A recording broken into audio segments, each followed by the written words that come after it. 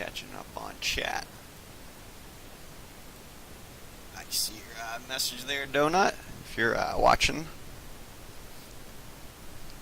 But we are bombing Timbuktu tonight. We always joke about putting ordnance into Timbuktu whenever we don't know where we flew to or where our ordnance went. But tonight we are off the coast of Africa. Timbuktu is an actual place in Mali, Africa. So it is about 700 miles away from us right now, up to the north. We'll be getting airborne, stopping by the tanker. So that's a 700 nautical mile flight. Looking at doing probably about 0.9 Mach along the way, so that's going to be about maybe an hour and 15 minutes each way. So we're probably going to be looking at least 15 minutes over the target. So, obviously, return trip is not quite as long as the going to trip. So we won't be dragging at least those two pieces of ordnance. Tonight we are packing the joint standoff weapons, the glider bombs, as well as the harms. So our order of fire is we're going to be actually firing these joint standoff weapons first, most likely, or at least one of them first, and then probably get a harm in the air after that, and then another chase down a harm to follow that one up. We'll be engaging from much further back than a lot of times we have to. So my goal tonight is to not even get lit up by the SAM. We're going to try to destroy both of them fully, or as thoroughly as possible.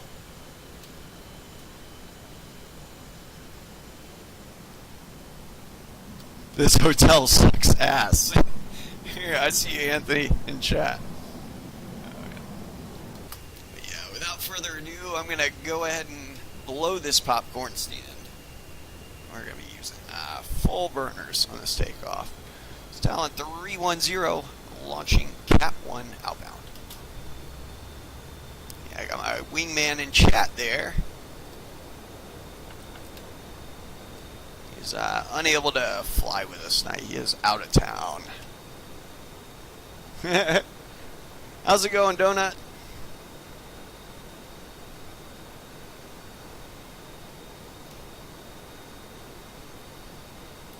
That's a good case 1 departure we just got there. We're going to be going right on up to the tanker.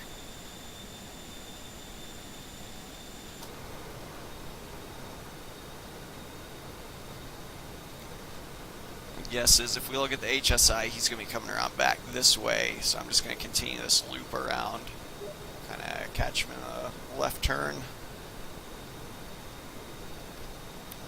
Go check up on Steam chat. Oh man, yeah.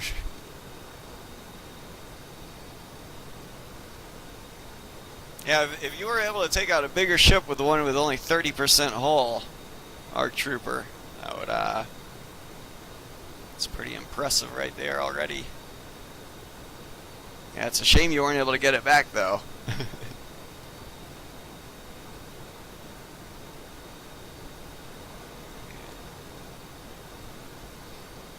Yeah, you'll certainly get another chance, it looks like.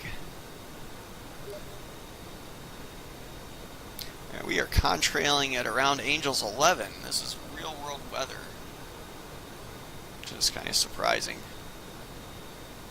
Here's our the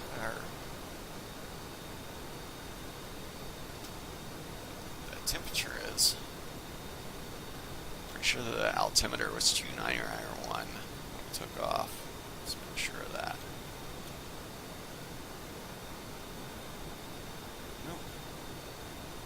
Didn't do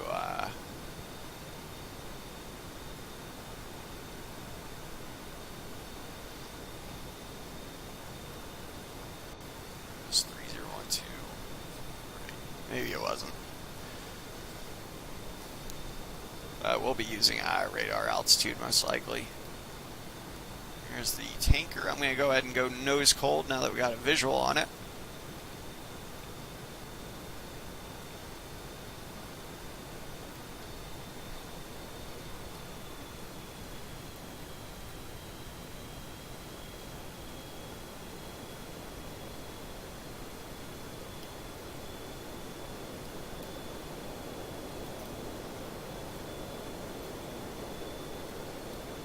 6 o'clock low. That was a little bit of a miscalculation on my part for the join up.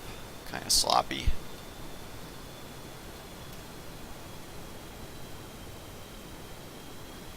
It's a good rule of thumb though, joining up, you want to keep the guy you're joining up on outside this canopy bow.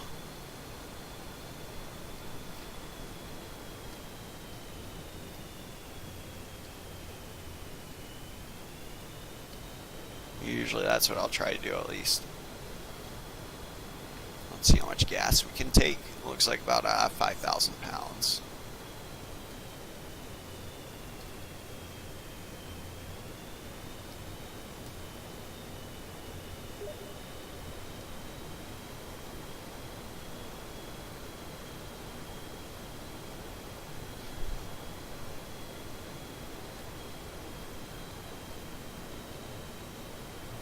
Oh, my bad.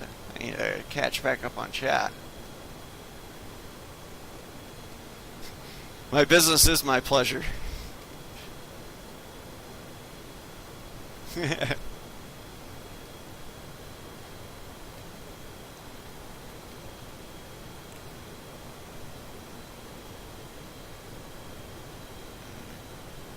Oh, nice. Glad to hear. Yeah, maybe it's the time of night because it's so late right now where I am. Wait till this guy starts his left turn. Actually, while we're waiting, I'm going to go ahead and switch on over to ship's tack in. Might as well go ahead and start taking on some gas. I kind of wanted to time it so that way I'm, if I'm going for 5,000 pounds, that's 2 minutes each way. So I should be topping off right when he starts his left turn to depart. Back to the south. Talon 310 switches safe nose cold, looking for 5K. And we're 5.5 miles. He usually starts his turn at about 10 miles from the ship.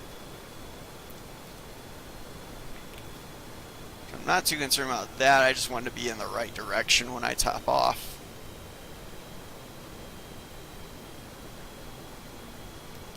Won't really matter a whole lot. But Talon 310 is receiving fuel. A little bit of a shaky connection.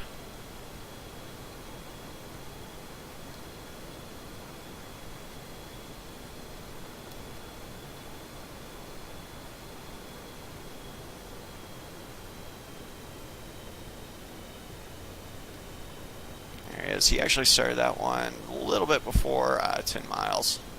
It's like 9.5 or so.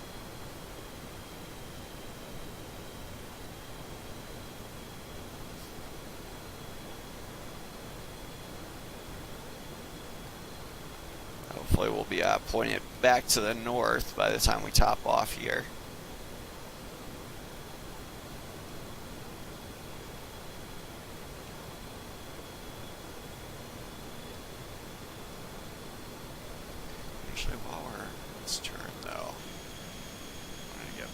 Doing this. Oops. Let's ease it out a little bit. Let's see if it shows up.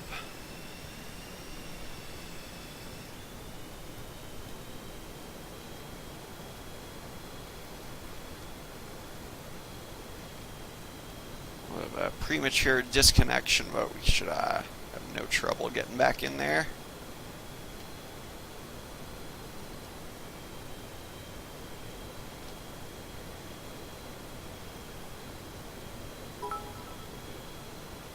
Oh yeah, not bad. Got bits incoming. Oh, and Talon 310 is receiving fuel.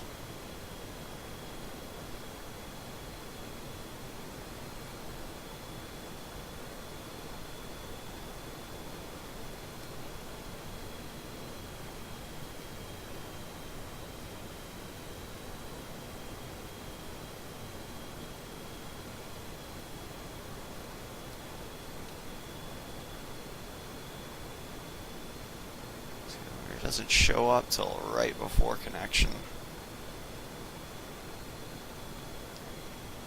I need to keep my eyes on my screen though. Not at the top right though.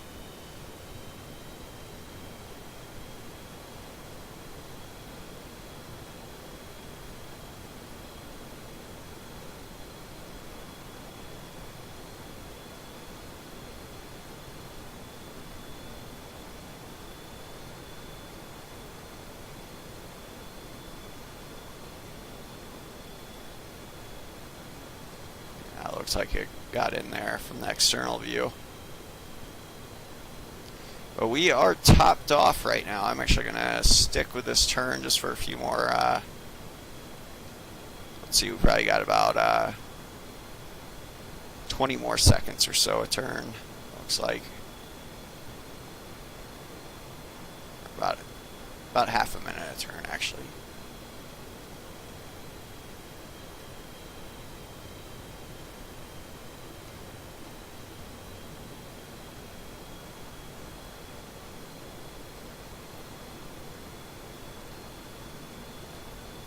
As soon as he levels out, which is what he's doing now, we'll back out and disconnect.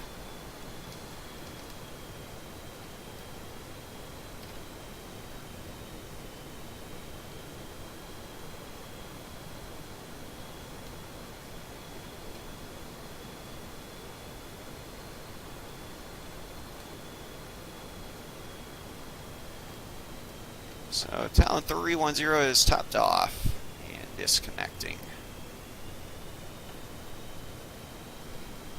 Go ahead and reset our rear view.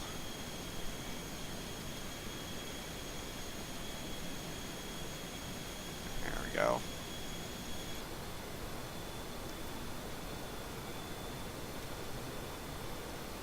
I'll say goodbye to the tanker.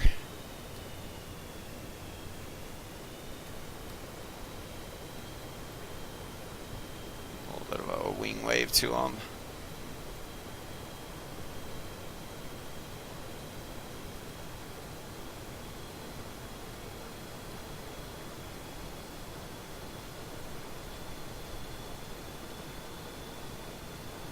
And we're going to go ahead and go to couple waypoint for our target, which is right now about 715 miles away.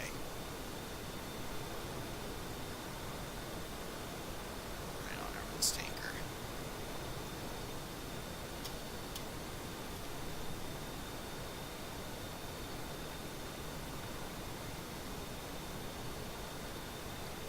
Looks like best case scenario we'll get there with 15,500 pounds of gas.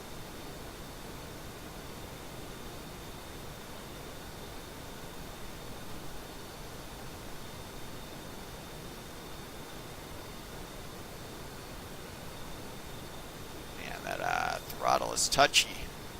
See how it keeps on flickering? That's my burners going in and out of another stage.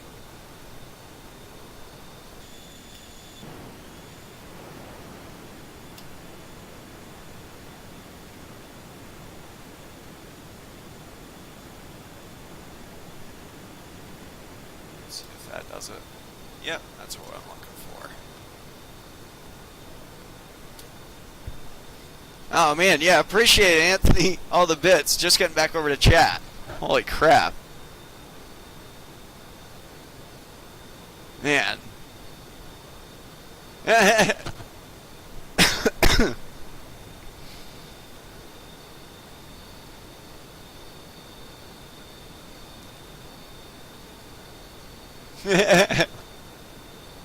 It's because the god isn't flying tonight. 2,000 credits. Man, I know you did work extra hard for him, man. Just catching up on that. Yeah, that's the way it's whatchamacallit, the East Coast what is it, bias or whatever, or West Coast bias that they have. Giving people in the Northwest near Amazon's headquarters where like a lot more bits.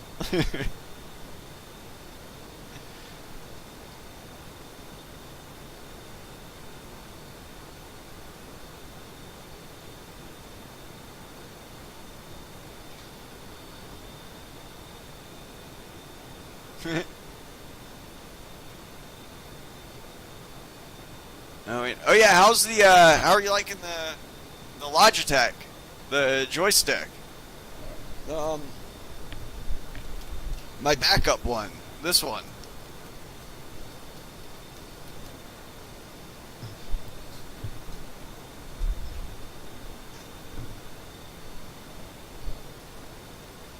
Yeah, increase my rate of ascent a little bit more.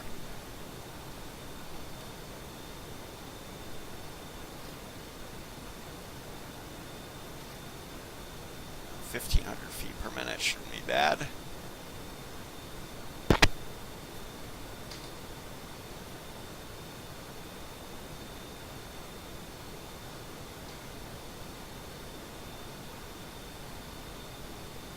Not 10,000, 10 million credits.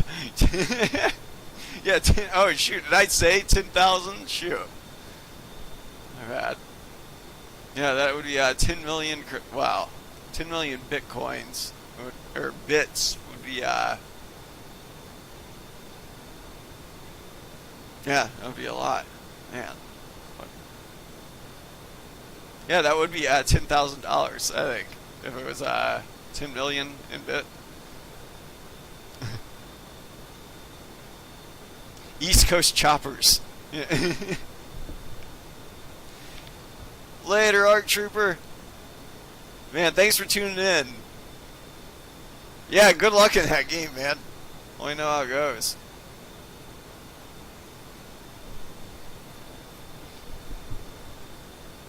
I'm going through a little bit of a turbulent layer.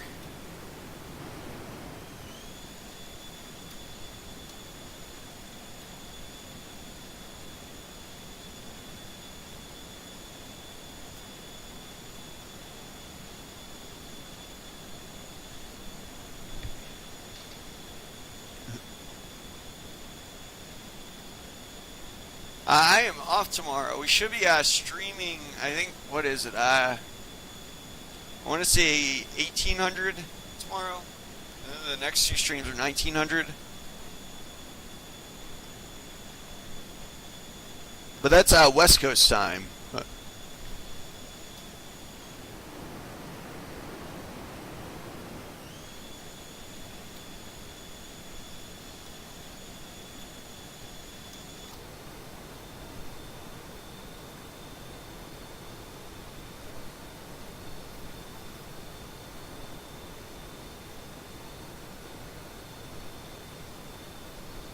Oh man, my sinuses are killing me.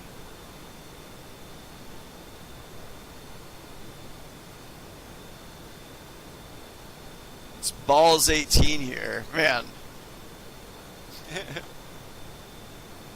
So you are somewhere on the East Coast.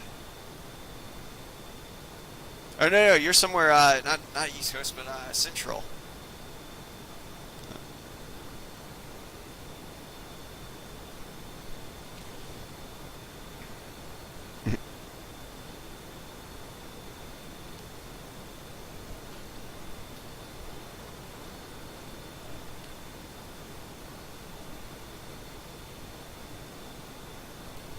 Oh, I think there are parts of Florida that are Central Time too. Don't quote me on that, but I believe that's the case.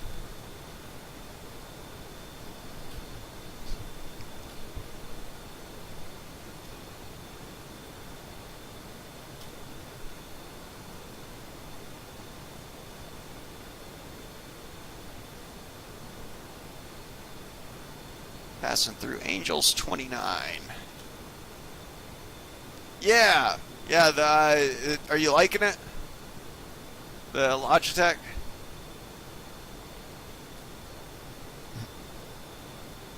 Yeah, man. It's the most underrated joystick out there, in my opinion. It's like it's insane how cheap they are.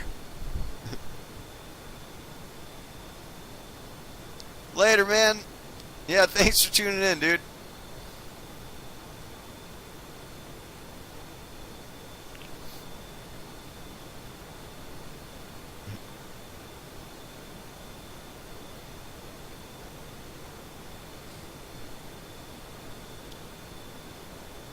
Oh man.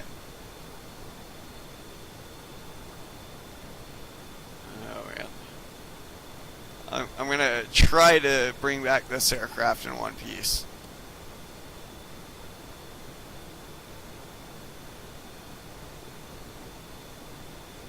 Yeah, well, the good thing like the thing that I've always recommended is like if you can just get the throttle quadrant. Like see if like one of these guys is on sale.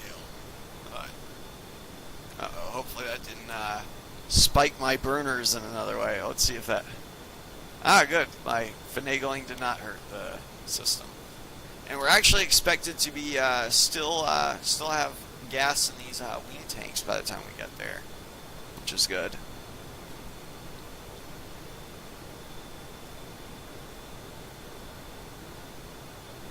Ah, yeah.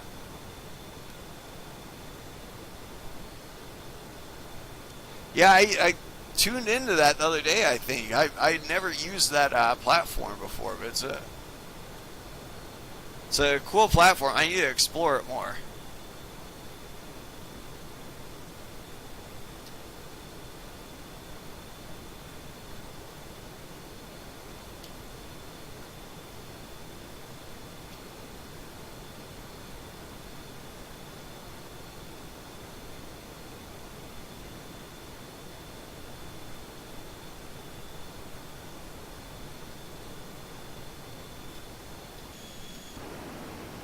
Yeah, right now it seems like Twitch has the monopoly on live streaming stuff, and then YouTube, of course, has a monopoly on just pre-recorded videos. It seems like.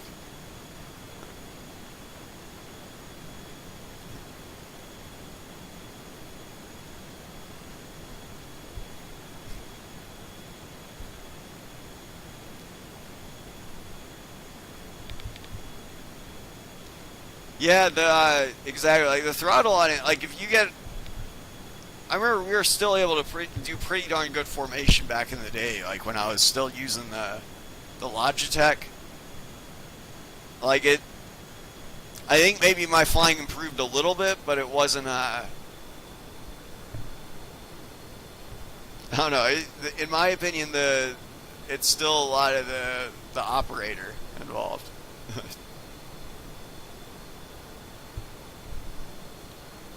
But yeah, like I said, the biggest thing is just the throttle quadrant. It seemed like for me, just getting the stick isn't like the stick I can always adjust to. It seems like, but just having a good throttle, like a long range of motion, where you can be a lot more precise with it.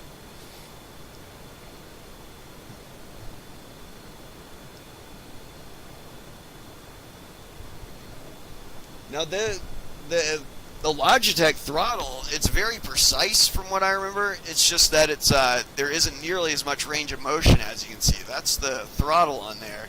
So typically I would be holding it kind of like that, with like, I'd literally have it on my leg or something like that, be flying like this, and just having my thumb on my on the base plate essentially, just controlling my power that way. Kind of an awkward way to fly, and then ever since I upgraded to the X52, it turned into off to the side of my one of the screens. Like it's not actually center line for me. I'm actually reaching over to one side, essentially.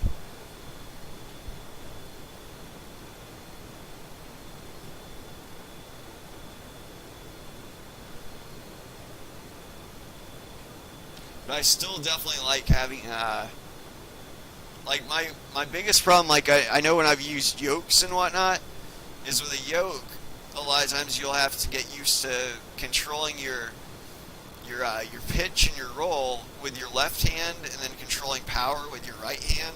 And same with if you were in a Cessna or something like that. But I do like controlling pitch and roll a lot more. And in this case, also yaw, because my I don't have rudder pedals. I use the the side, whatever you call it, the Z-axis, I guess, on the joystick. There's Angels 37. I'm going to actually go ahead and level off here. But yeah, you wouldn't have, whoops. Let's go back to a couple waypoint. Huh. What's the darndest thing?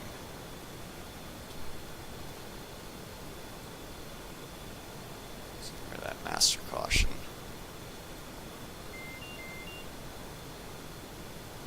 Huh. It doesn't want to go into a couple waypoint. And waypoint designate that as a target. Let's see if it likes it now. Nope.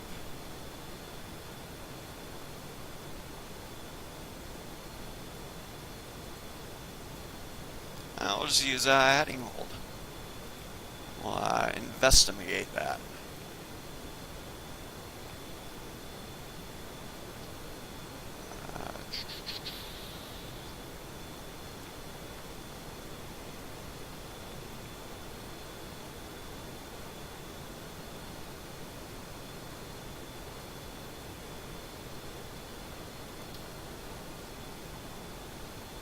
TV, that's correct.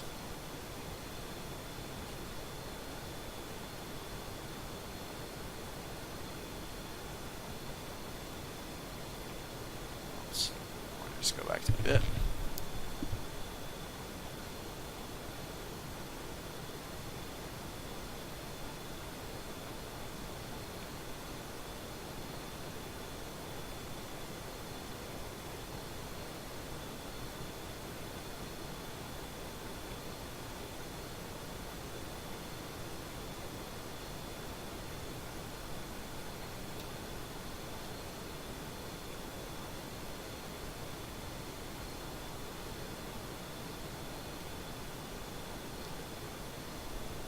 Oops. My bad, I need to catch back up on chat. This is going through all that.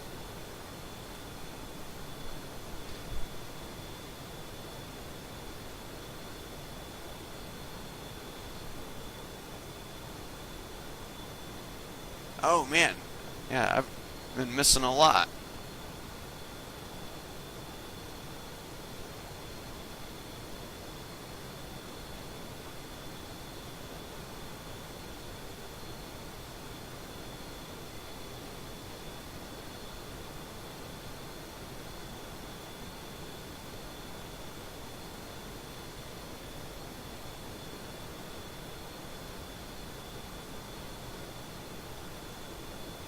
Okay. Thanks for yeah, catching them up, Anthony. Yeah, I'm catching back up on chat myself.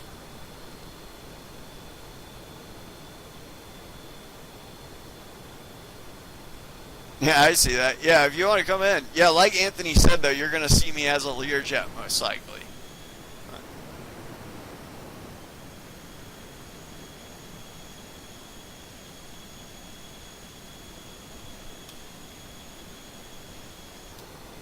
But yeah, I believe the server is, what is it, VFA 115? Actually, let me look at the server query. And that will tell me right there. Attack pack with weapons, VFA 115. Session description is abandon all hope ye who enter here.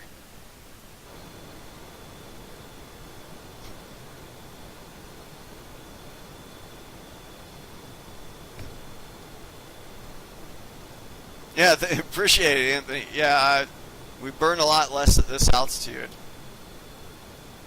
And this is our Wednesday late night deep strike stream where we shoot at something at over 500 miles away from the ship. So we kind of got to be a little bit more fuel efficient than normal on these flights. I'm actually going to see if we can do barrow hold at this altitude.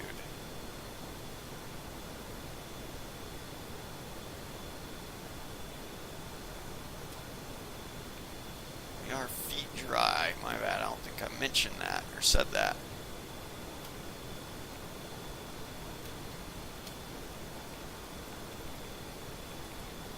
There we go. Ah, appreciate the follow.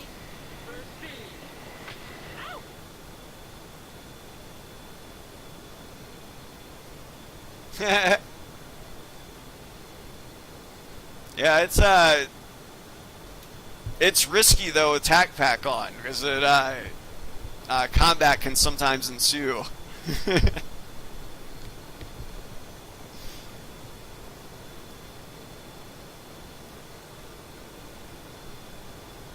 But yeah, we have essentially like a well, I guess like a F or like a what is it?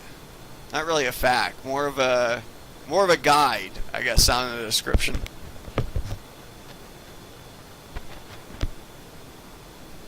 No, not your default F-18. You would have to have it's essentially about $70 worth of add-ons. So it would be you would have to have.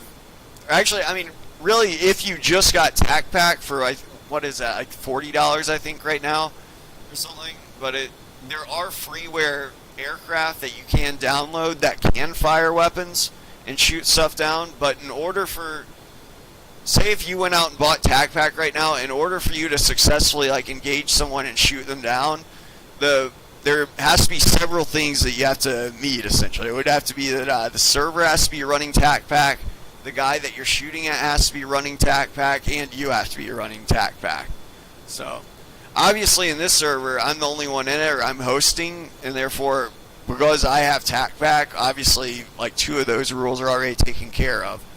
Now, also, people could be running a TAC Pack server that they don't have like weapons enabled. They just wanted you to ship stuff or something like that. So that's a possibility as well. I've heard some people complain like, I got TAC Pack, I went to a server and my weapons didn't work or something like that.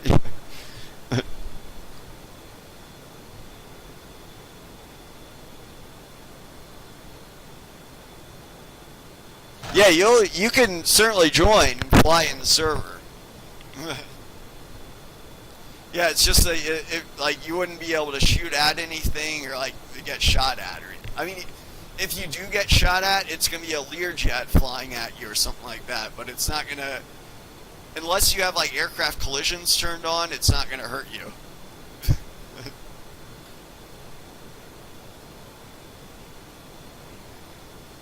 Yeah, he'll see if you don't have TAC Pack and you have and you're playing in a TAC Pack enabled server. Like if I was to fire off one of these harm missiles at the SAM site, you'd probably see a glider spawn from my Learjet and then fly really fast out over the horizon, and then like dive into something.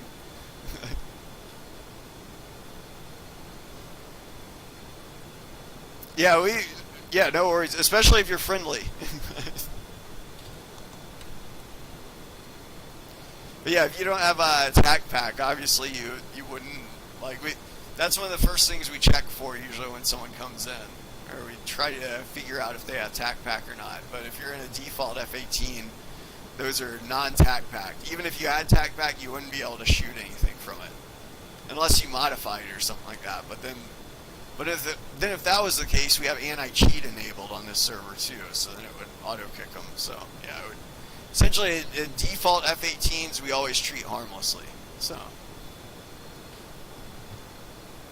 but it won't auto kick you if you don't have TAC Pack. It only auto kicks like a client that essentially comes into the server, and then the server interrogates it. It says, "Yeah, I have TAC Pack," and then it looks at what you're flying, and if it's like a modified jet or something like that, it won't allow it.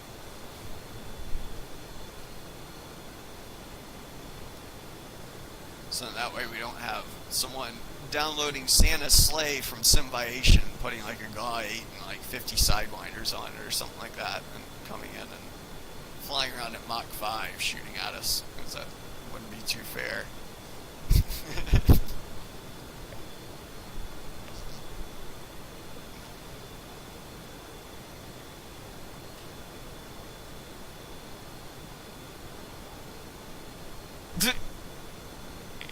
Oh man. Yeah, every now and then you can that you'll find someone that weapons do work on, because if they have aircraft collisions turned on. But yeah, I would recommend those being off in an attack pack server. Even if nobody engages you, say if I was just to lock you, that would attach an invisible sim object in my game to your aircraft, and that might cause a collision.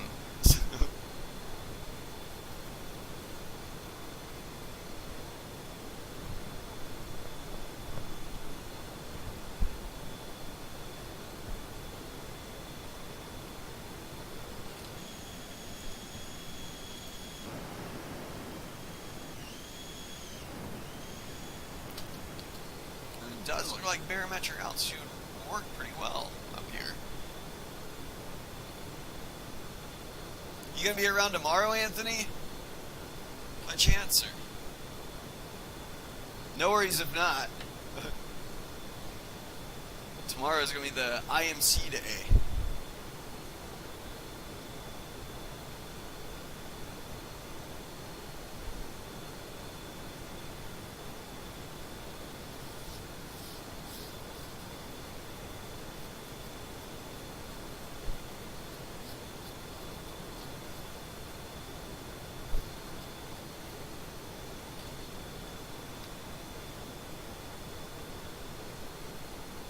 Oh, yeah.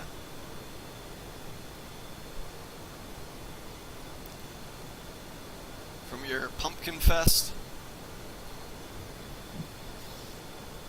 No,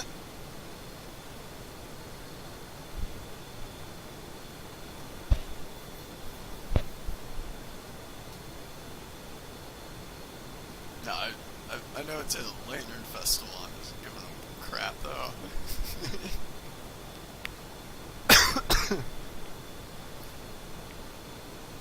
Oh, man.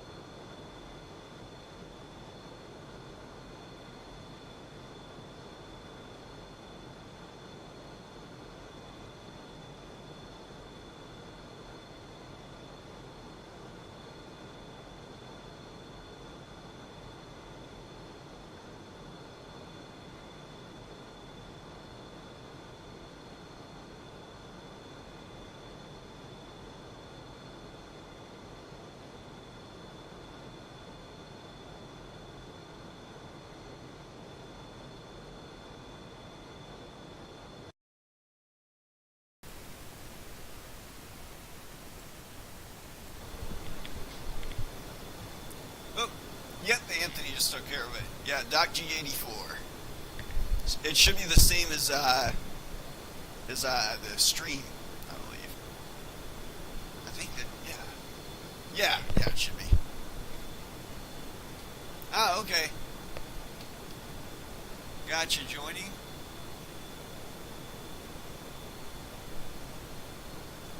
Shyamalan.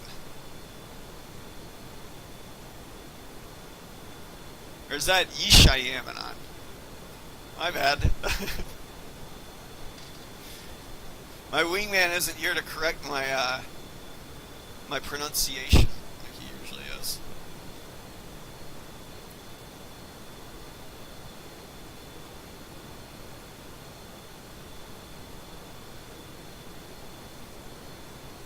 I'm gonna try a couple waypointing then.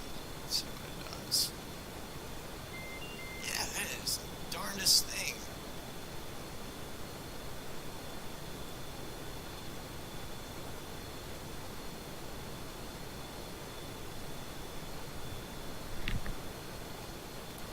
So about 50 minutes out though. On the target. About 9 miles a minute. Got you back there spawning in. Formation flying at this altitude is pretty difficult though.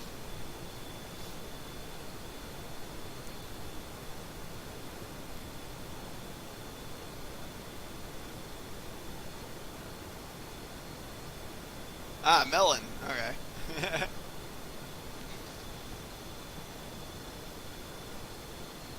A slight correction back to the left.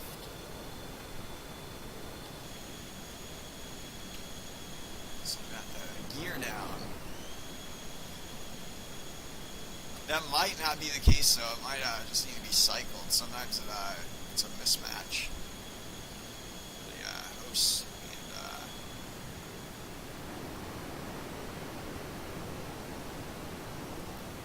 the client. I like the paint scheme though.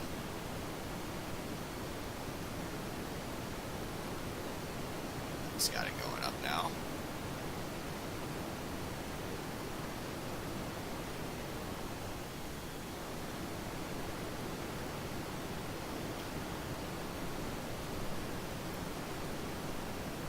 Yeah, he's very likely seeing us in a Learjet 45.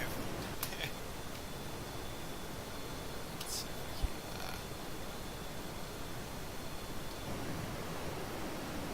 I don't want to change my views too much, then I would get a lag spike and then pause for a second, then I would shoot in my head. If that does happen, Melon, you can always pause for a second, and then and then just watch the lead jet, like pause and unpause, and you'll see it just like finagling its way to you, and then you can catch it a lot of times by doing that.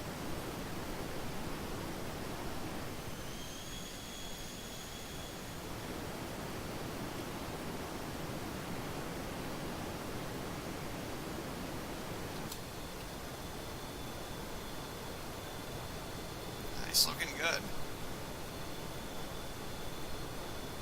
He doesn't have a pitch auto trim in that default Hornet.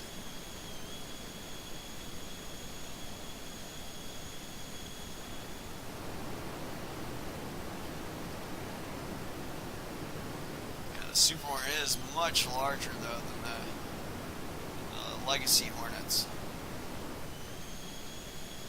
Oh, that's a way to do it too.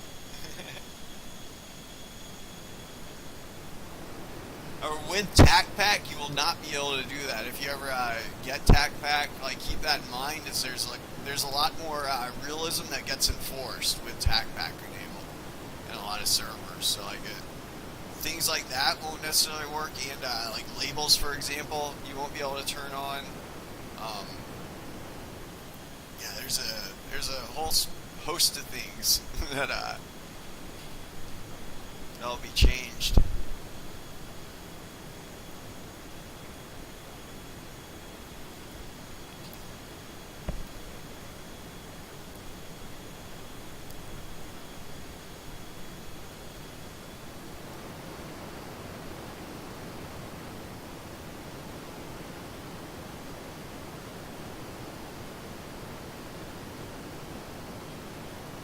Looking good though.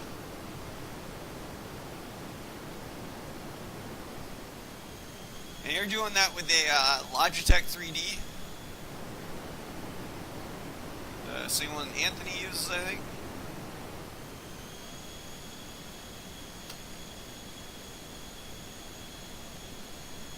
Nice.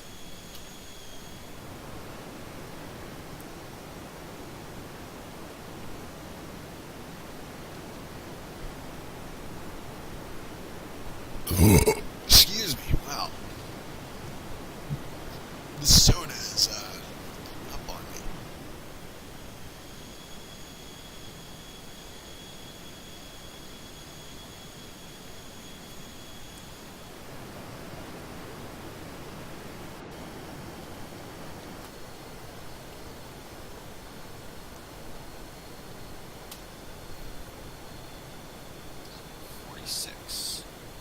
That's out about. Alright, so that's if we're doing Mach 1, which we're not. So yeah, actually about an hour out for target. But really 15 minutes before we start looking at weapon deployment.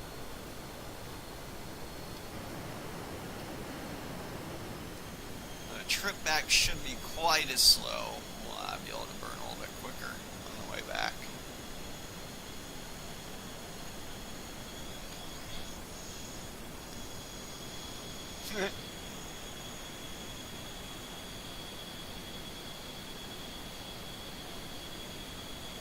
You know, damn well I knew. Use it. I thought you used mouse's yoke. No, I'm just joking.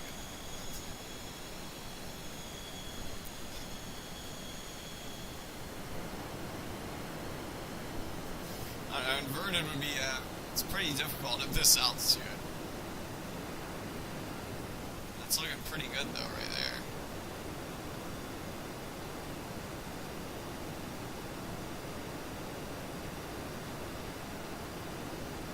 Yeah, that's a beautiful illustration of the size comparison of the two jets. How the Superhornet's slightly bigger.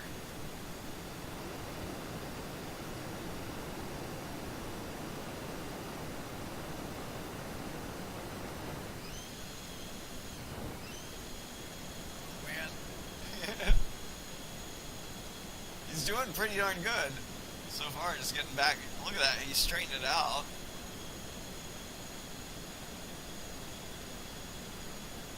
He's getting the hang of it. It looks like pretty quick.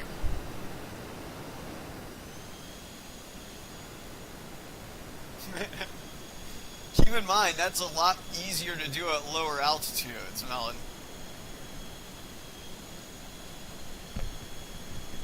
So you're trying it on extra hard mode right now up at here at Angels 35 or Angels 36.5. Yeah.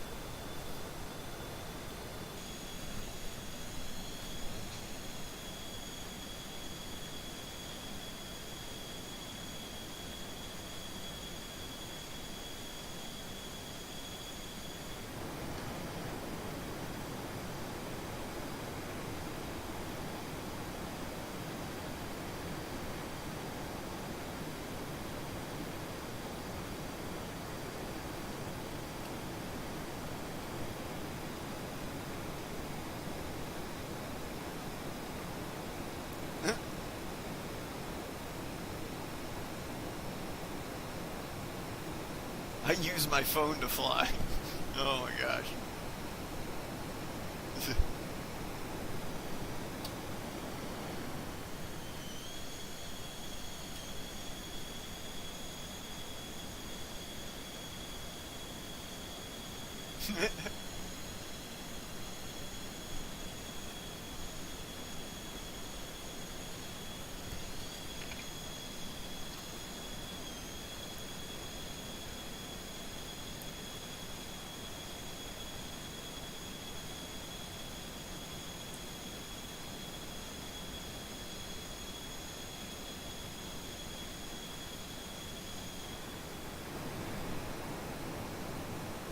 Gonna attempt to break.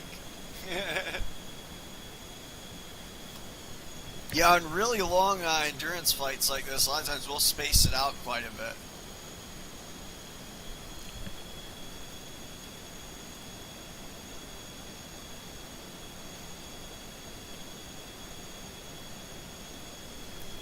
Because obviously flying too close to this altitude, it can definitely be stressful.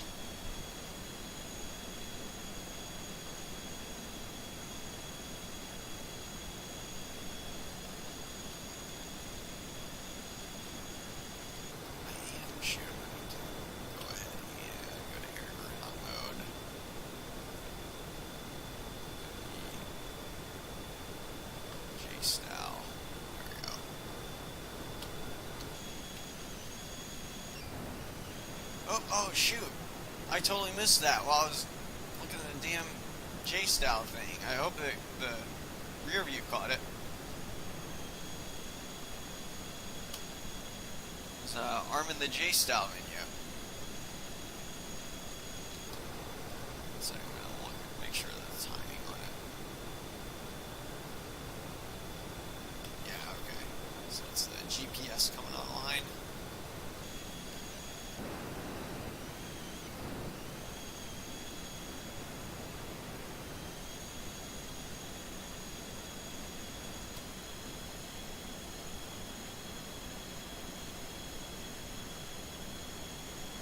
Count me down from 1:15. Shoot though, it's not gonna match though. If I count down, it's gonna be because there's always gonna be a delay, you know, from stream and live chat.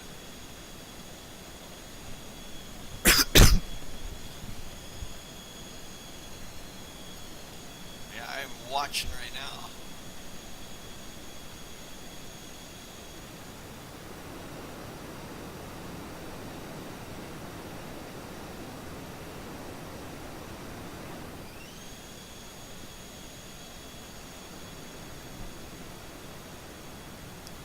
Nice.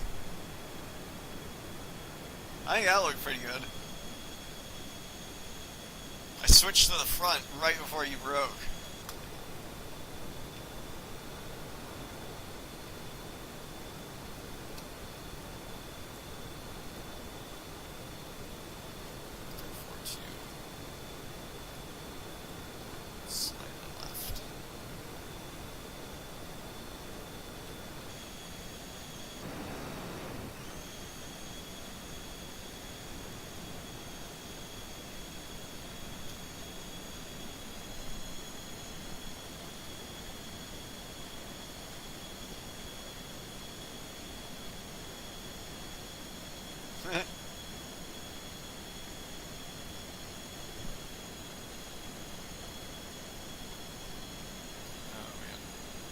Didn't Jimmy just put out a new version? I think.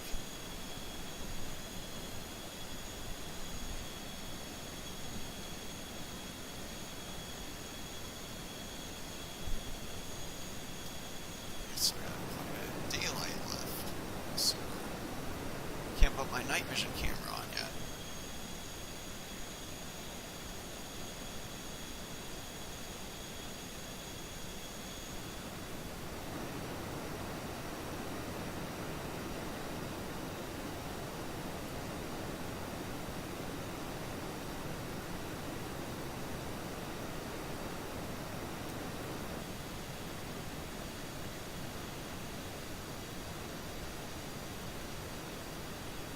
That's a cool camera view.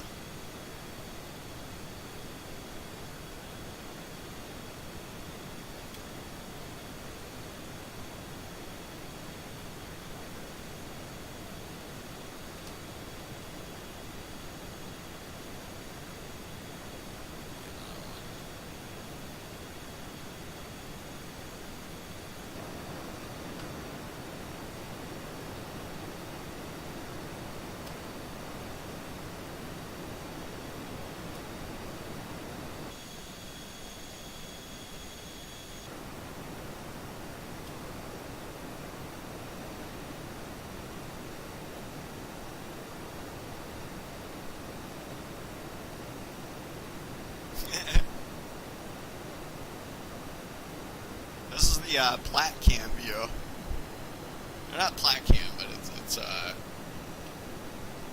if you're on Cat 1, this is where you would be standing to watch other airplanes trap. Oh darn, I couldn't keep tracking all the way. I had to go the other way around. Oh, it is Timbuktu. Donut. You know, we always joke about our bombs and stuff going out to Timbuktu. Well, tonight we're actually bombing Timbuktu, which is a town in Mali, Africa. Or Mali, yeah. It's a town within Mali, which is in Africa.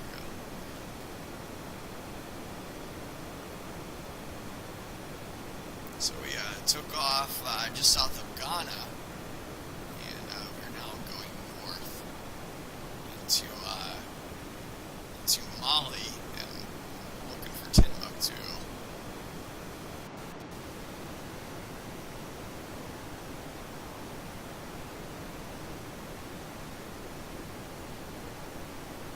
We got Melon over here giving us an air show, making this flight a lot more entertaining.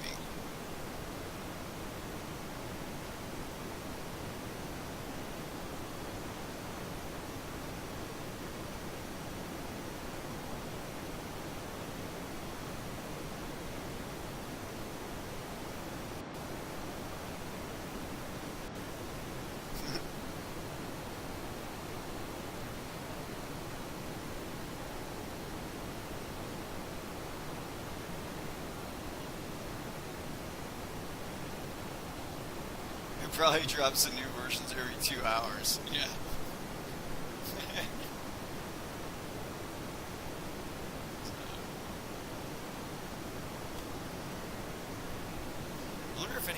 exits opens for Melon when I drop my hook like that.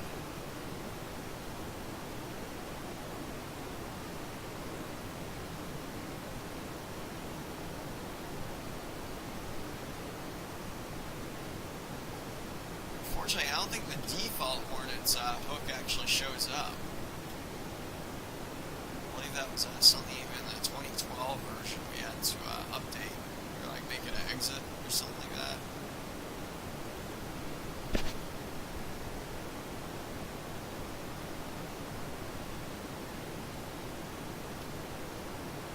That'd be a good test though.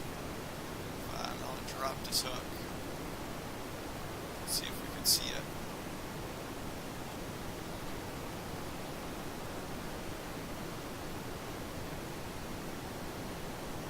Yeah, the default Hornet definitely has one, but I don't think it shows up in multiplayer.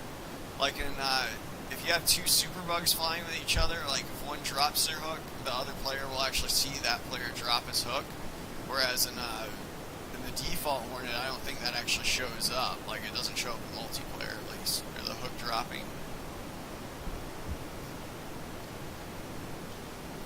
Or it won't show it as down, I don't think, in multiplayer.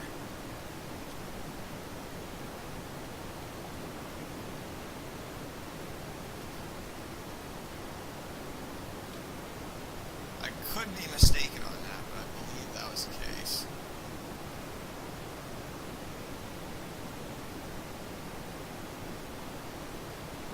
Oh, darn, yeah, I still got it up.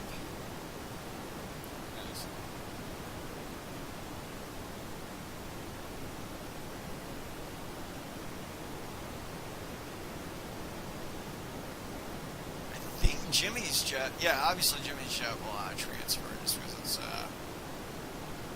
Diamond Dirty Loop. How else would you do it? Or the Fortis.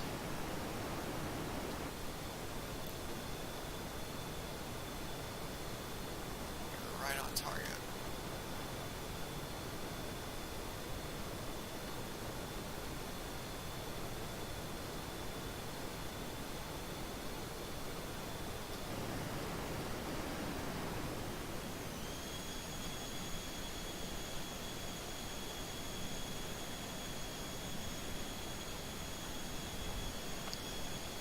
Oh, the only grabby thing though is if he won't be able to trap on the ship without tac pack, obviously.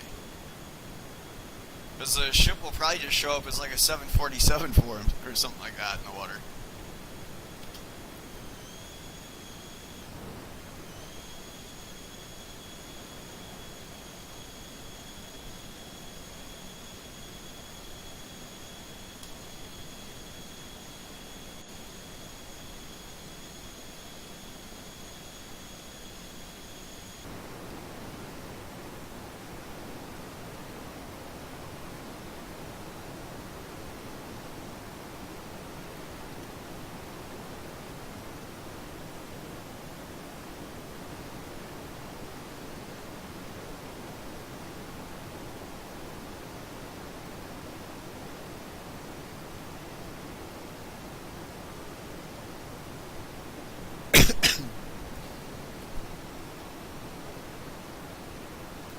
Trying to corkscrew.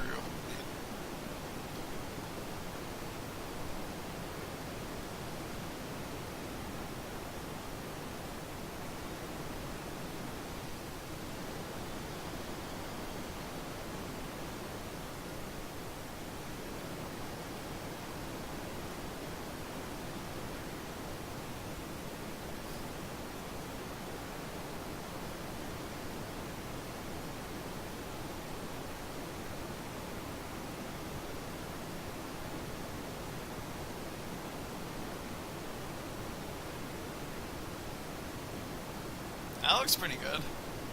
It's pretty much a continuous tuck under roll.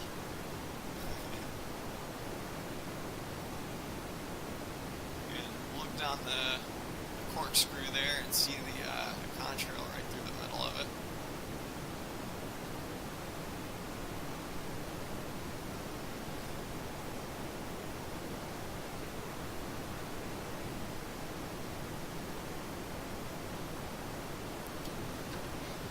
This view is a trip. Yeah.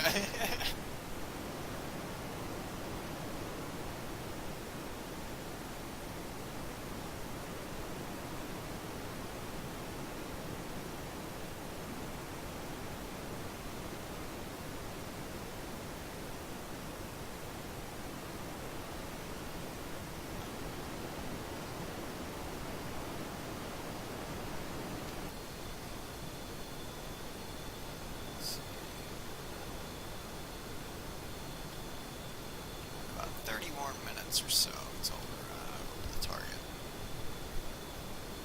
We're getting our J-Styles ready, our glider bombs ready.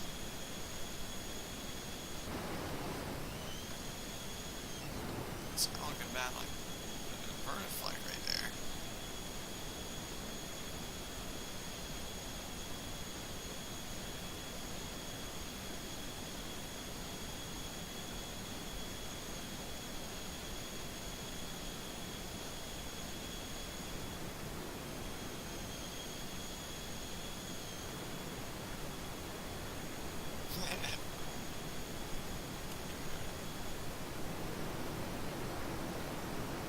Right engine running hotter than the left.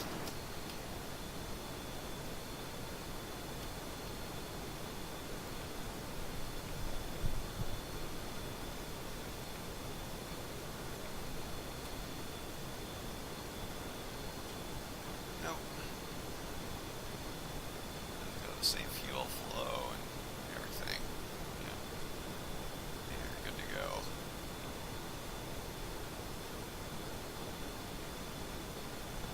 Radar, where the heck is that? TAC display. There we go.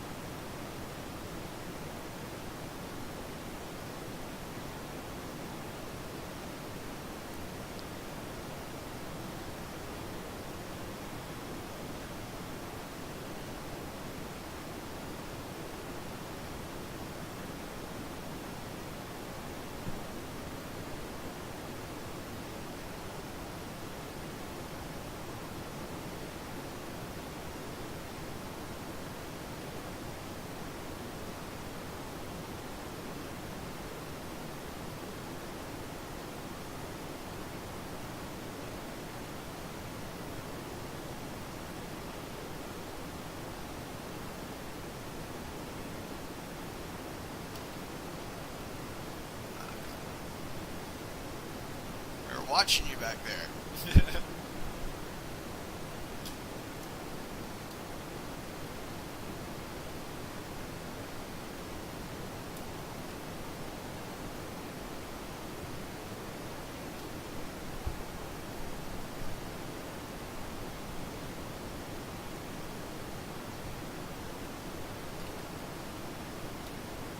It's playing alpha right now.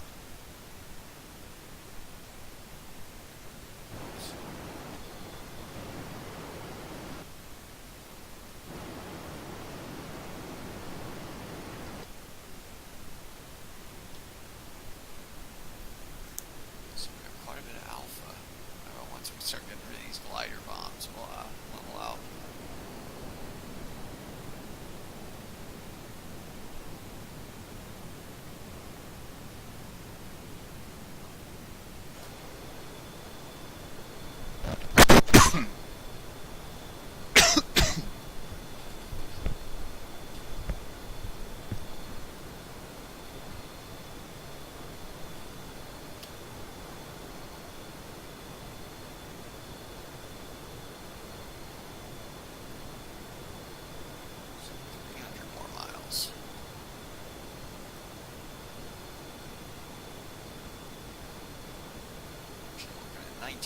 Pounds of gas we got there. So real good on gas.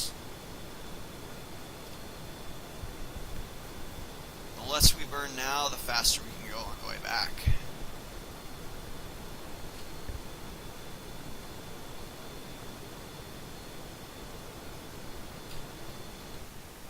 That's really the real money maker. Is just going back, you aren't going to be dragging all this ordnance with you.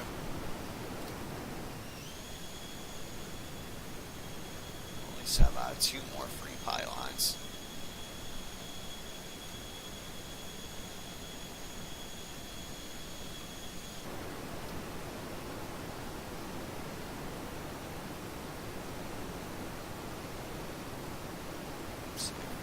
Spot melon down there.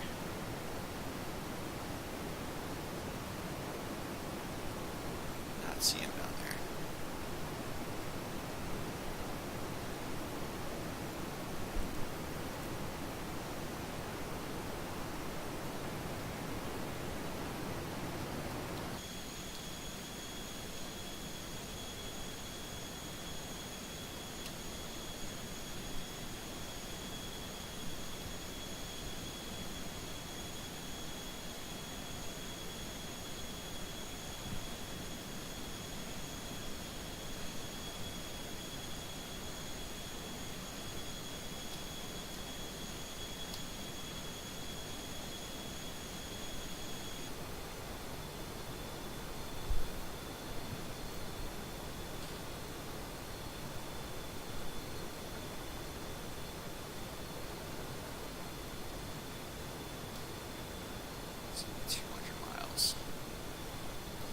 Within under 300 miles at least. 280.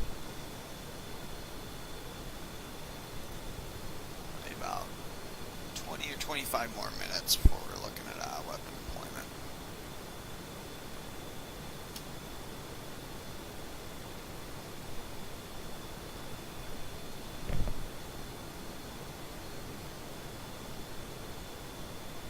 So I'm going to be attacking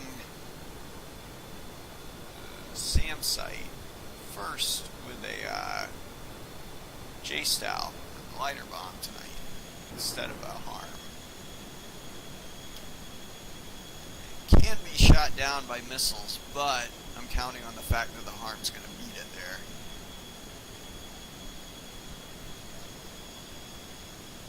No worries. Oh man, lunch. Must be in the UK. That's just a wild guess.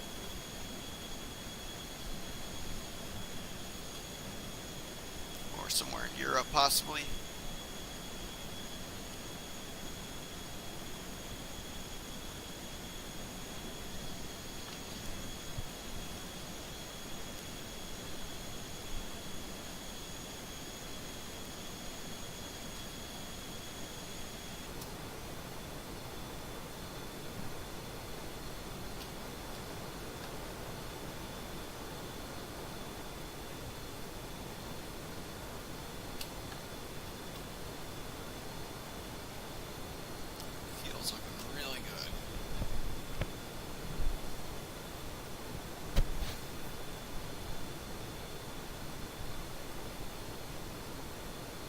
Roger.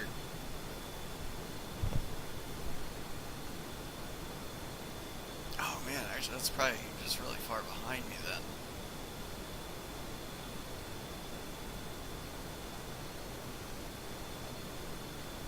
Yeah, I'm not sure exactly where it is. I know it's not anywhere in the continental U.S. I don't think right now.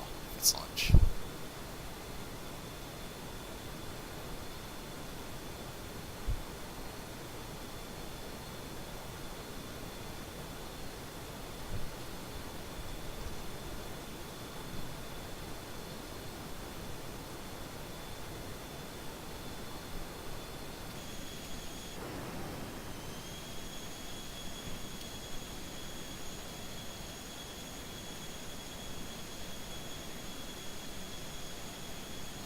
Jersey05 has joined the game. I believe this might be a hostile.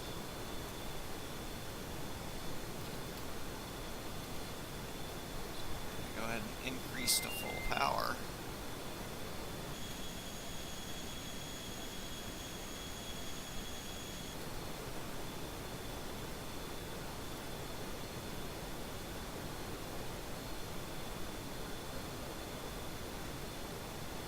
Since we're riding solo tonight, it looks like it's going to be one respawn.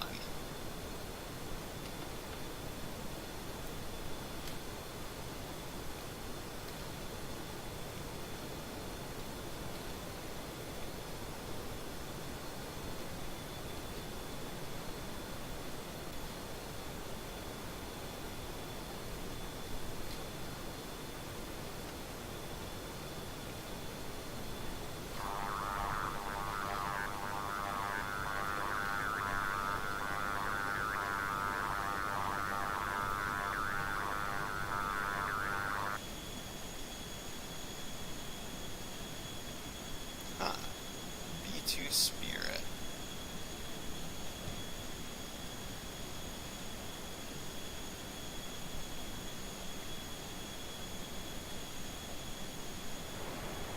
So I am not planning on engaging that. That's quite zen. So he doesn't turn to me too aggressively.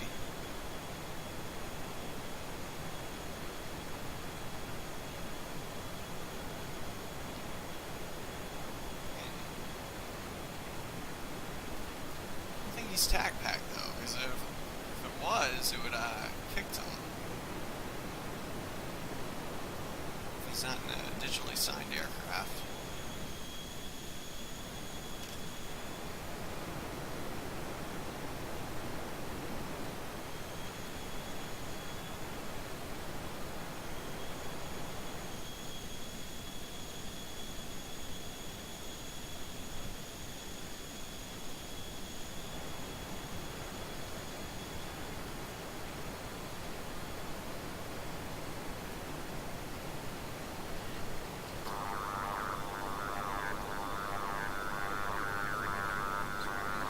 Unnecessary gas there. I think we're going to continue back on target. I don't think that's a jet that's capable of doing anything to us.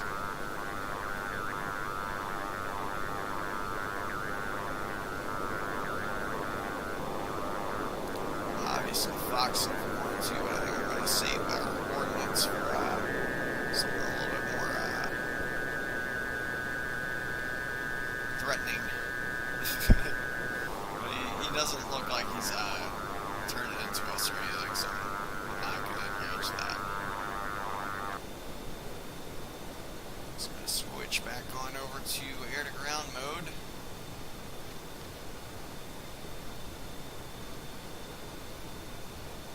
Here's our couple waypoint working again, at least.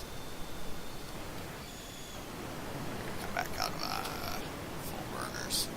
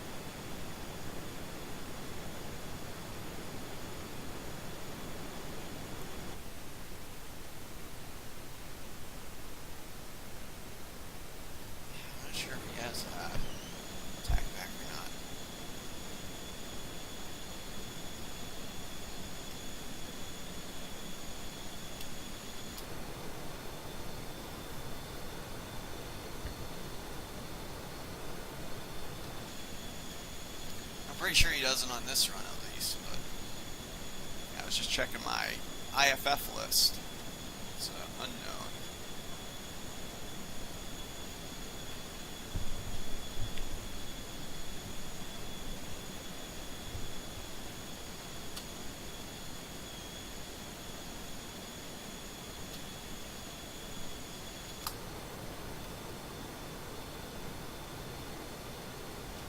Let's see how much gas that costed us.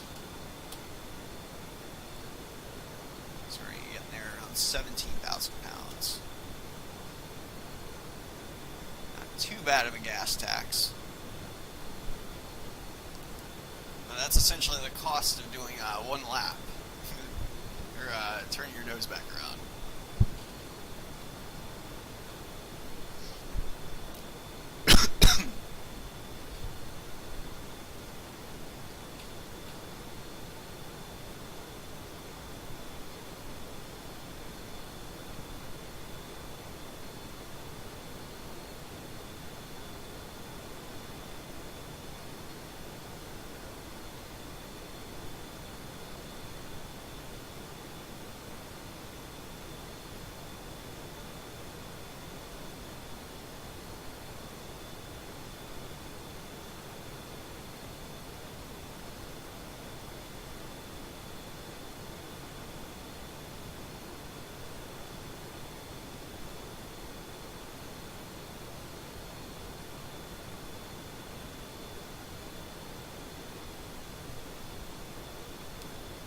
Just climbing back up to Angels 35.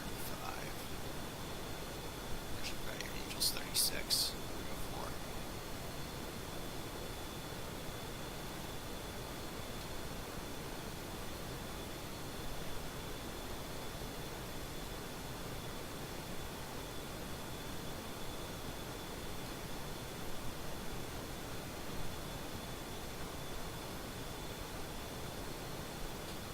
Oh, dang. Yeah. Thanks for letting me know, Donut.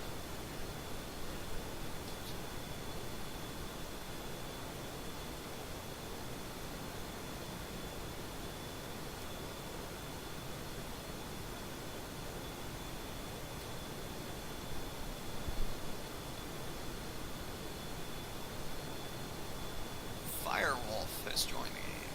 Yeah, Firewolf left. There's Angels 36 are coming up on it.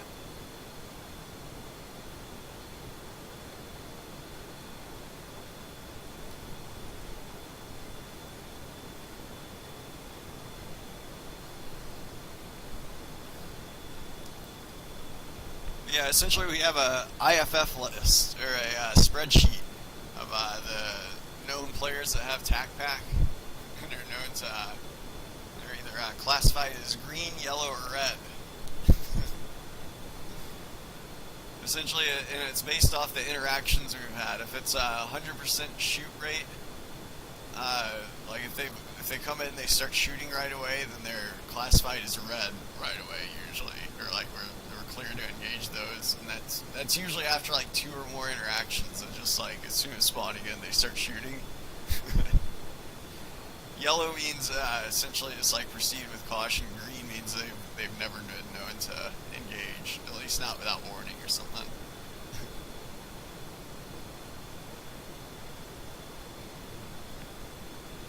But an interaction like that would be a result in a green, or that would, if he was red before, that would now be a yellow. But he was not on the list though, so I don't know how to. And I can't classify him unless he has TAC Pack in that session. So.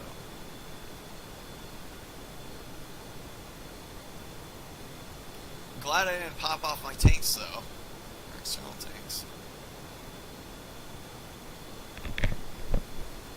A lot of times, as soon as we think we're getting jumped by something, we'll pop those off to make ourselves a lot slicker.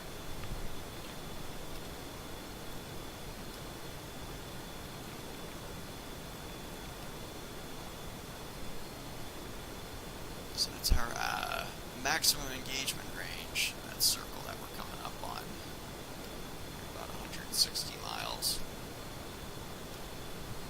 Right about 18 minutes out or so, of guesstimation.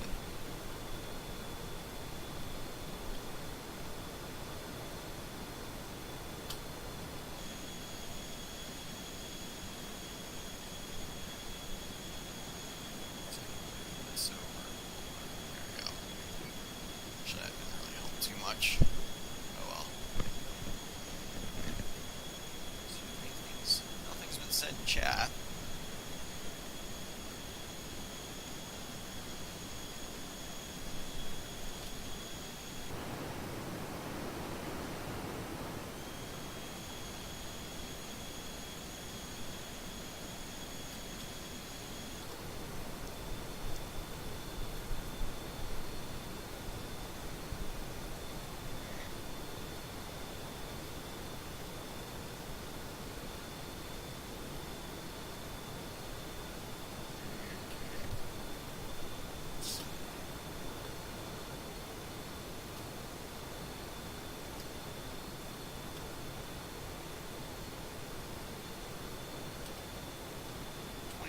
so we're over the target. We're not going to go that far before we start shooting. We're keeping about 9 miles a minute though, our Mach meter.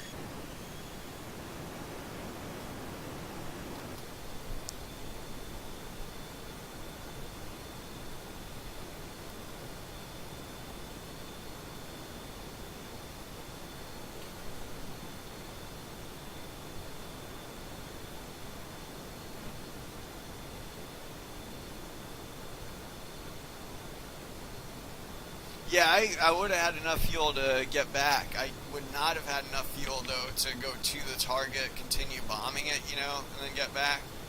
But if I was going to jettison, it would have been probably everything off the wings. And then just keeping the center line tank. So as soon as I would have just gone down here, and then boom, boom, boom, boom, boom, boom, and then mash that red button.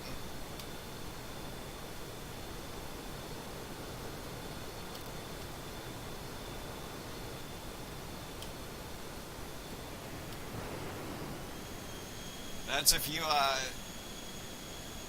that's like if we're flying along essentially and just suddenly we spot a fighter on our 6 o'clock, you know, and we also know that they're hostile too, or we have good reason to believe they are.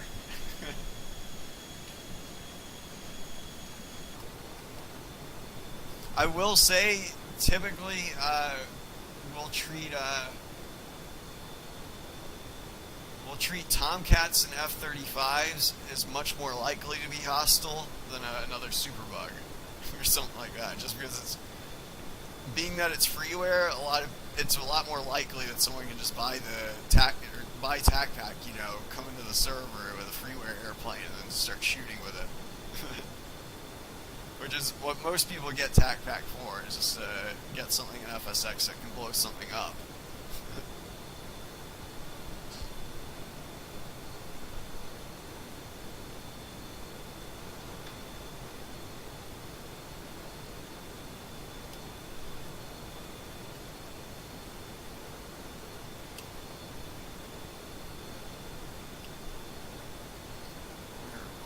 There.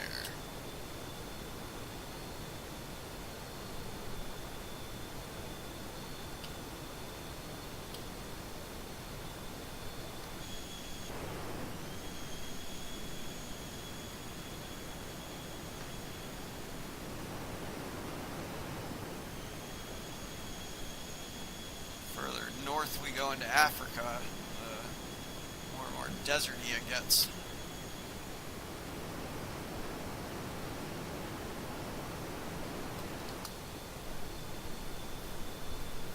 Couldn't really see it on the departure too well, but yeah, we did, I think, fly over some rainforests.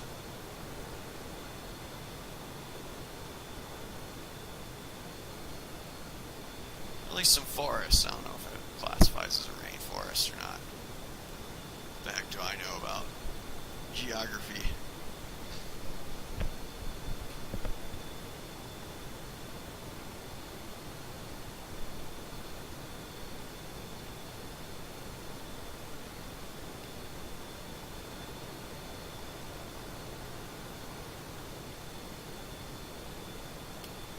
Only got 600 pounds of gas left in the wing tanks. I'm gonna try to hold on to those actually tonight, just for realism and immersion purposes. I do try to hang on to them in real life. Actually, don't cause too much drag. I do like having them off my wing just to do inverted flight and mess around just for formation and stuff like that. You know, the jet does tend to handle a little bit better, but tonight's flight, so hopefully we shouldn't have to dodge anything or encounter anything that will require that kind of maneuvering or maneuverability.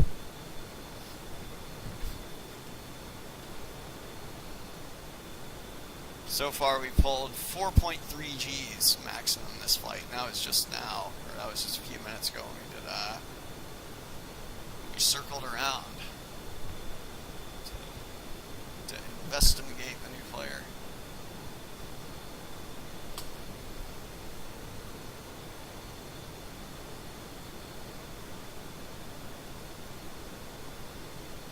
G's are directly related to drag.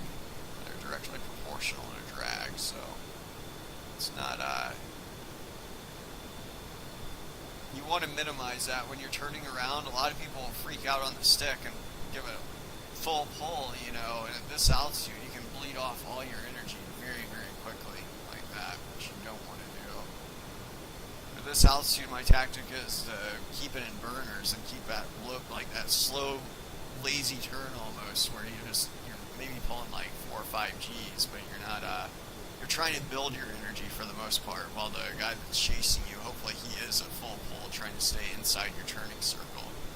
And if he does that, then obviously he'll fall out of the sky a lot quicker than you, and you can pounce on him as he does so.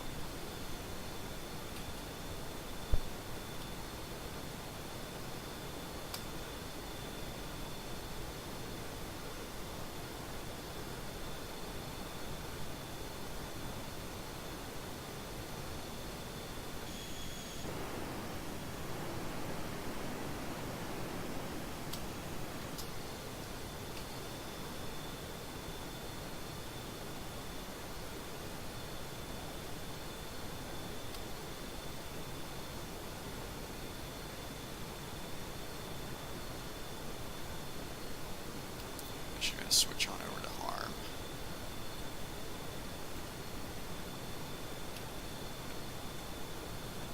Still got a little bit further to go. Let me go ahead and get all my systems ready.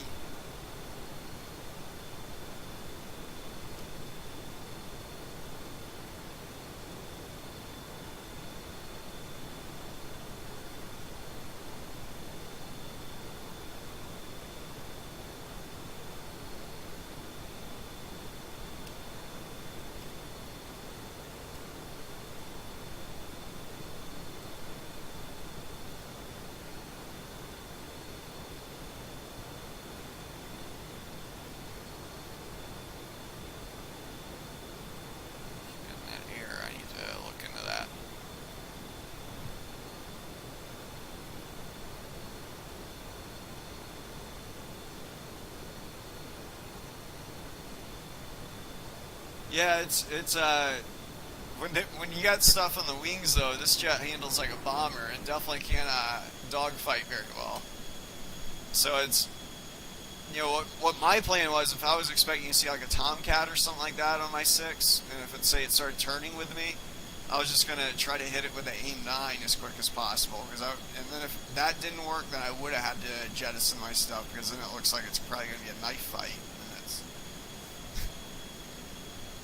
But I was hoping to shoot him with the, or you know, like if I was gonna have to shoot, you know, if he was turning with me and like being aggressive, then it was gonna be just hopefully a quick missile engagement. Then that way I could continue to press towards the target and blow up my SAM sites.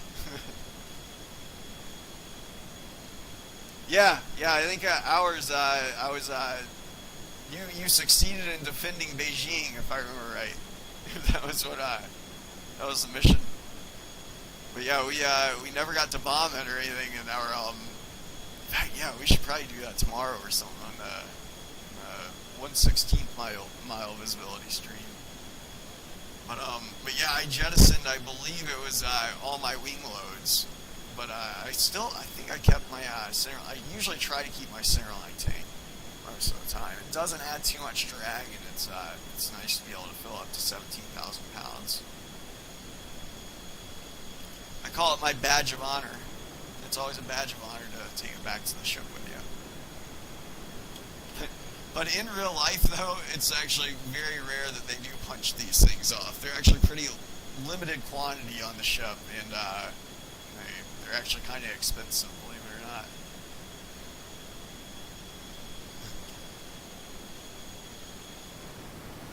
Not sure about the exact price, but yeah, they're man.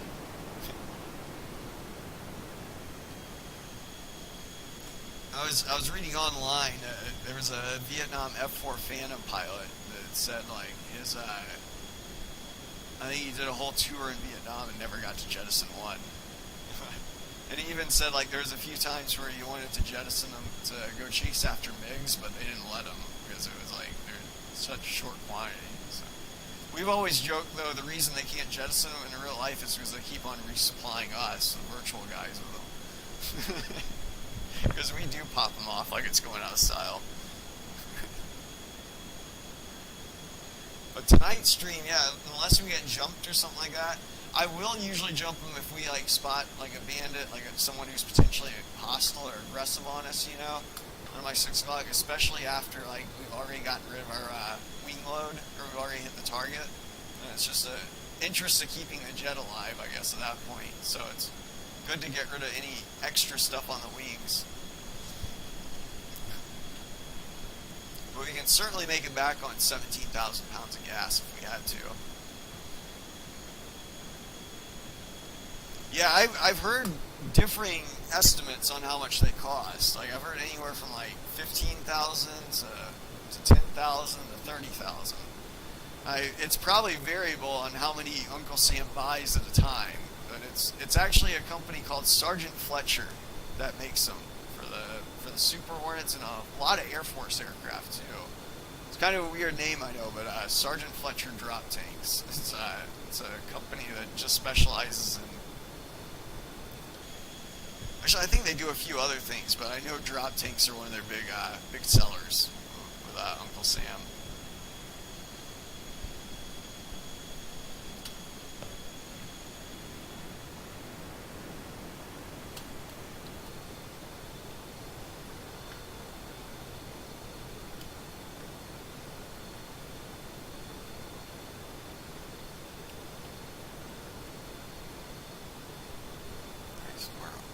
Almost within 100 miles.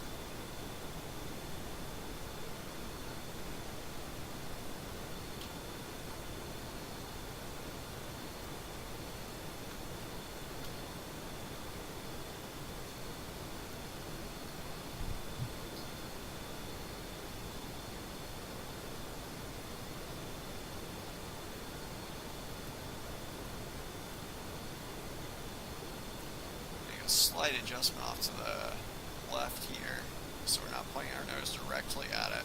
We have kind of a blind spot in our radar directly off the nose. They do a lot of the missile stuff. I believe that is the primary manufacturer for the AIM-9 and the AIM-120 and the HARM that we're using right there. There's a few other companies that put a few internal components in them, like Texas Instruments, for example, the calculator guys, you know, from math class. They actually have quite a few contracts with Uncle Sam. I know a lot of their computers are used inside the missiles that we use. But I don't know if it's actually a contract with Uncle Sam per se. It might be just a contract with Boeing, you know, or I'm sure it's a contract with Uncle Sam if it's for the missiles, you know, themselves, I guess, because those go on different airplanes and whatnot. I do know, from what I've been told, the Navy and Marine Corps does not actually own any missiles or any of the AIM-9s or any of the AIM-120s. What they actually do is they rent the missiles from because the missiles are so expensive, they end up renting them. Like they'll rent like a batch of 100 of them or something like that. Then they'll just pay full price whenever they get used. But from my understanding, they rent them from a government contractor, which I believe is Raytheon.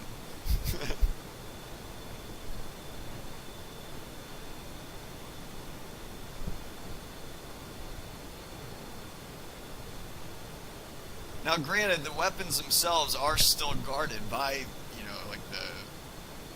by the military and whatnot. It's not like it's like there's not some like Tony Stark dude that has an underground bunker like full of missiles, that he gets to like take home and everything.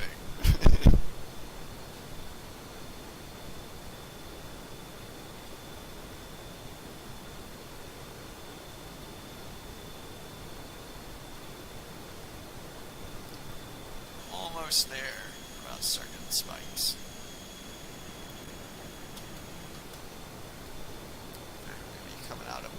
bombers.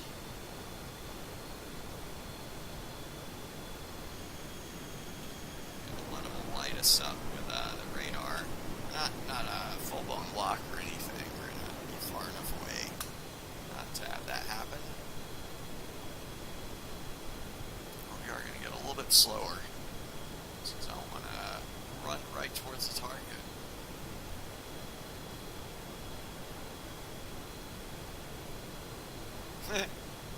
If it was anything to do with the missiles, there was a good chance to be, it was probably pretty secretive.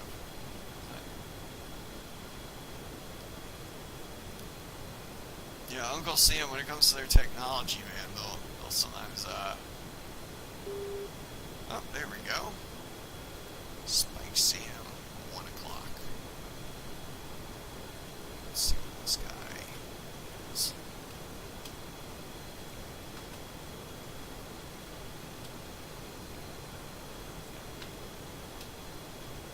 17.6 now. Our wing tanks are dry.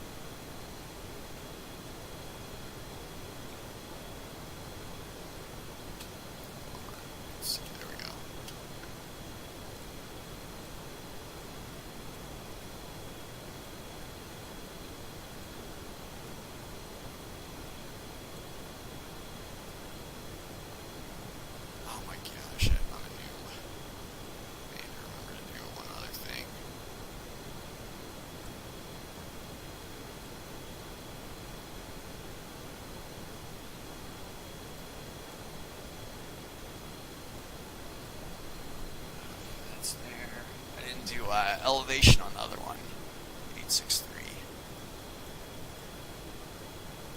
And that is kind of a big deal when it's that high in altitude.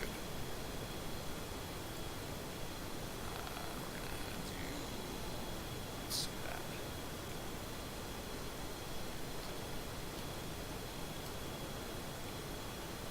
Alright, also at 863.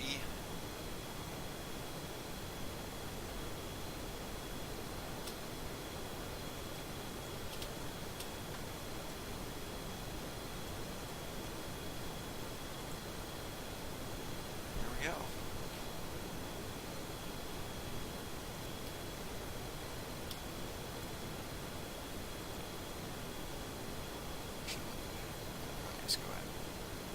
How far away are we? 62 miles.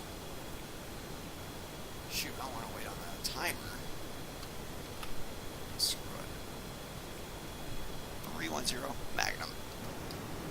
Oh my gosh, I'm a double noob. I don't have my joystick in the right mode. That's embarrassing. Take 2, 310 Magnum. There we go.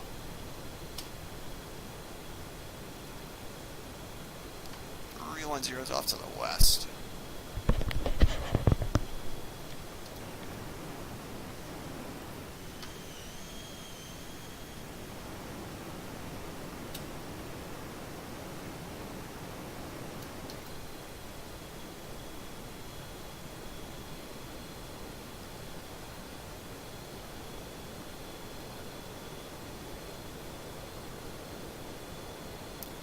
Extra power here.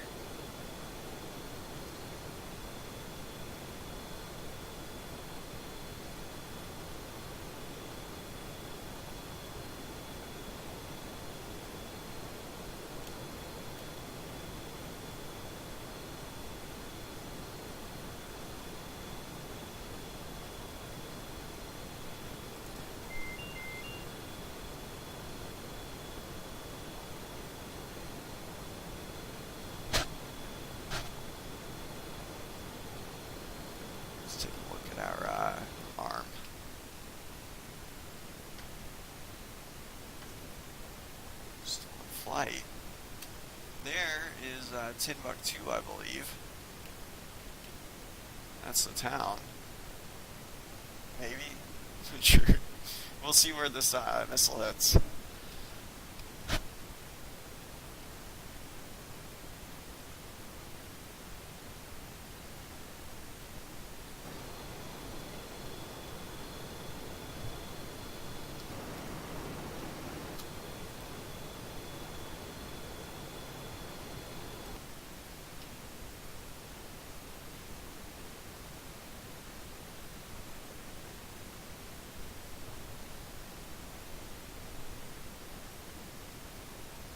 Starting to descend.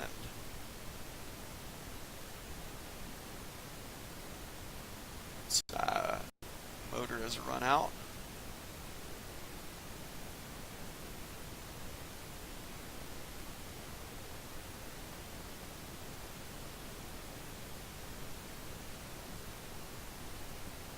It has found something, it looks like. So it's terminal guidance stage.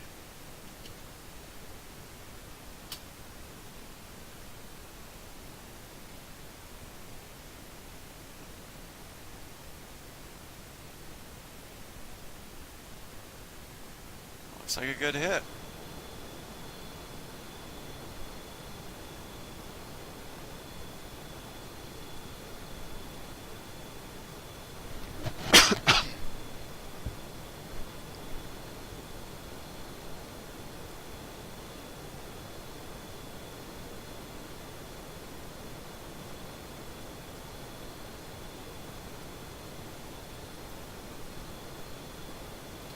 Still 50 miles out.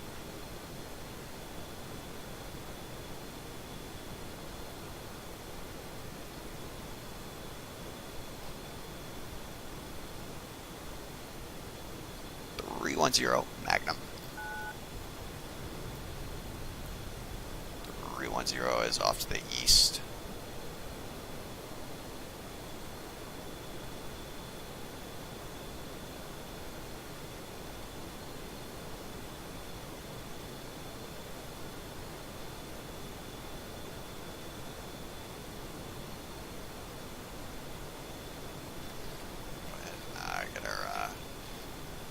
Glider bomb ready.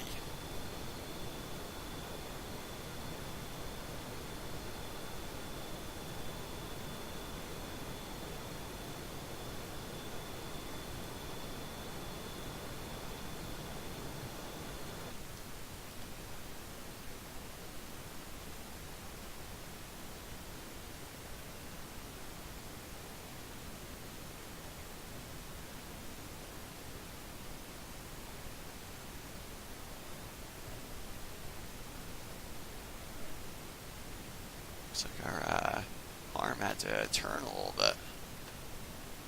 I know I didn't shoot it head on, but it was still turning by the time we started looking at it again.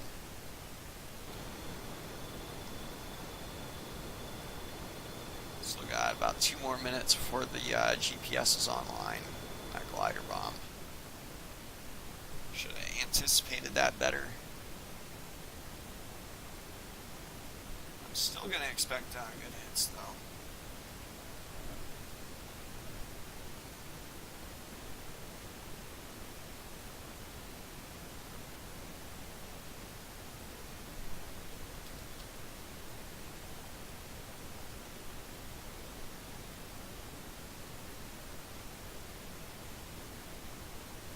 The airport.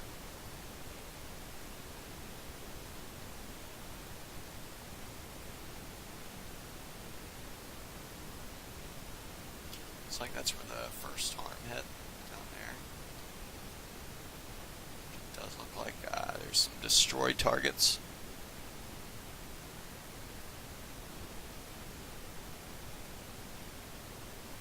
Up there's the SAM site. Does look like this harm has found it.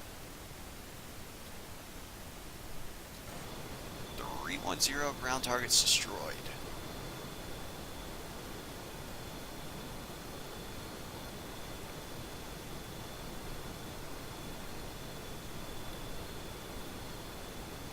Alright, glider bomb bomb isn't quite ready yet.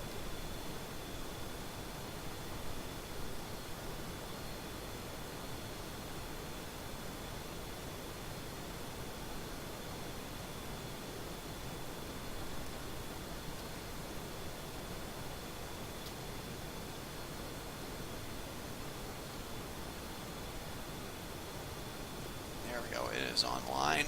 We're gonna make a turn in now. Appreciate it, Donut. See if we can take out the rest of them with this glider bomb.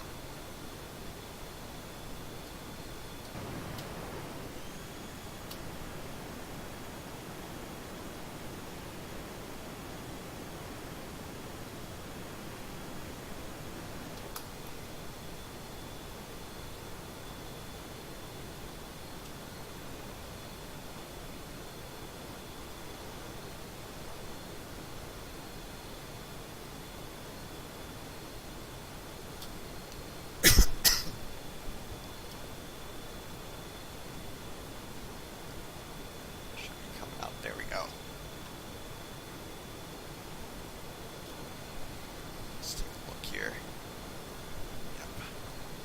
That looks like a good juicy target to put my warhead into right there.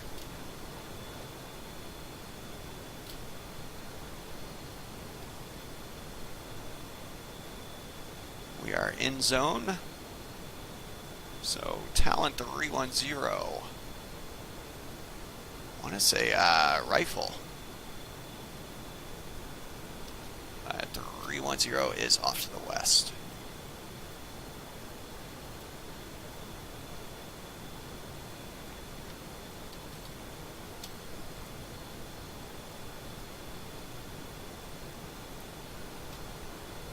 Let's go to point 3. Point designate that. Let's see if we can't get our other one target, which it does appear that we can.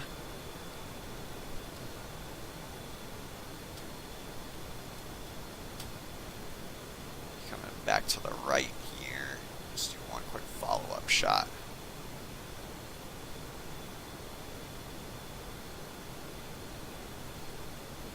The 310 rifle.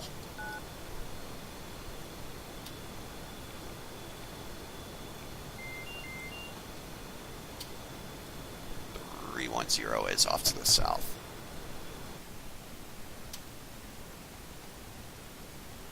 So we are making our turn away.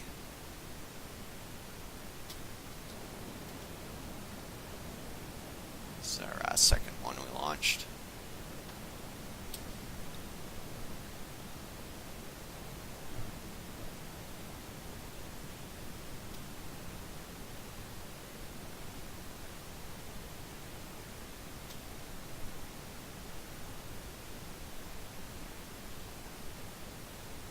Man, these things are going to take forever to get there.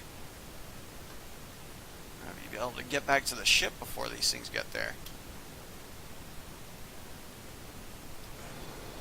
Here, what we can do is this other view.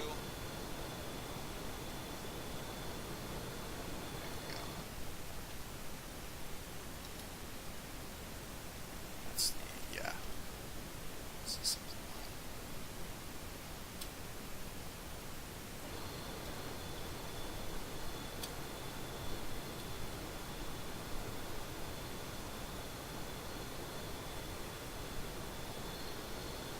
Nice. How's it going, Melon? How was your lunch? We just dropped a few bombs, blew up a SAM site.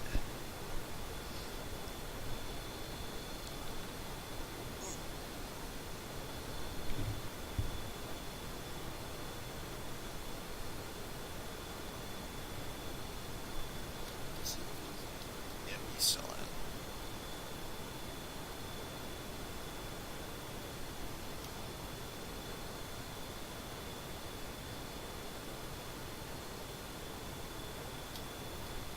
Back to nav mode. Expecting to have 12,000 pounds of gas when we get to that waypoint 0. that a little bit. So that's 7,000 estimated pounds of gas.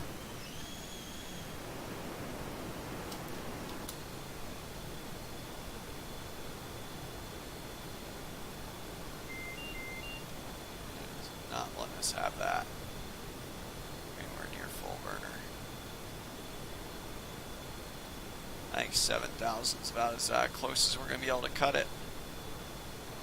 We'll see what that gets us.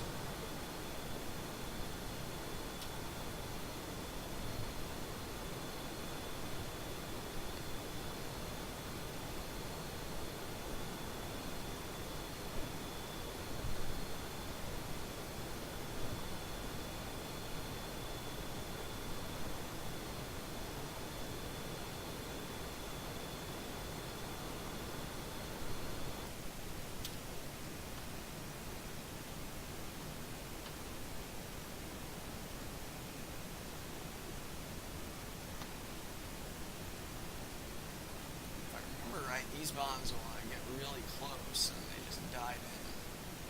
That's weird.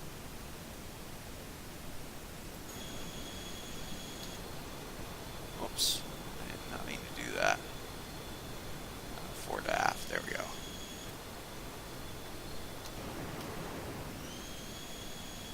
Got you loading in.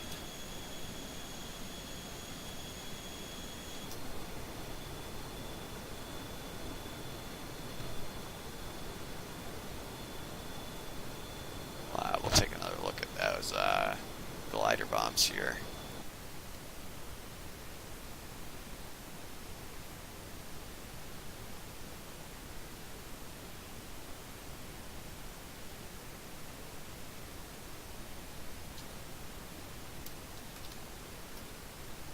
This one's at 22,000.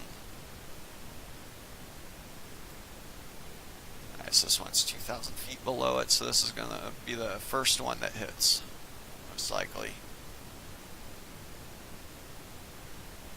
If I can see it. This one's actually going to be a little bit ahead of it, maybe. So they start going slower than the jet as soon as they're launched.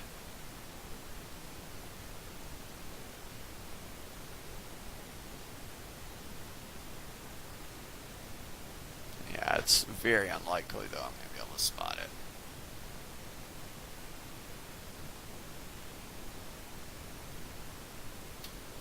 I got you on the external view.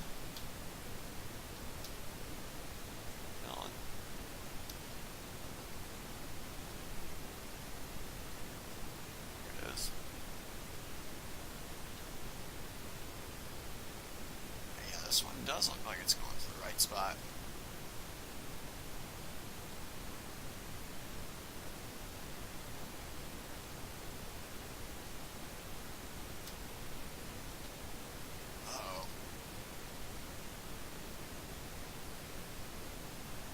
Some lag. Huh. There we go. Alright. That was a weird spike we got.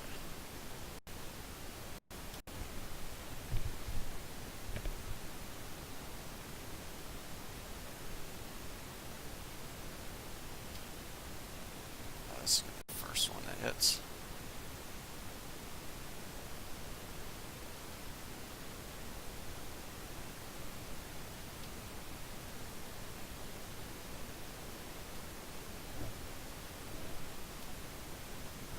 I'll be right back to the external view and whatnot, Melon. I'm just watching these glider bombs, see if they make it or not. First SAM site no longer has any explosions on it. Oops. That's not good. I don't want to do that.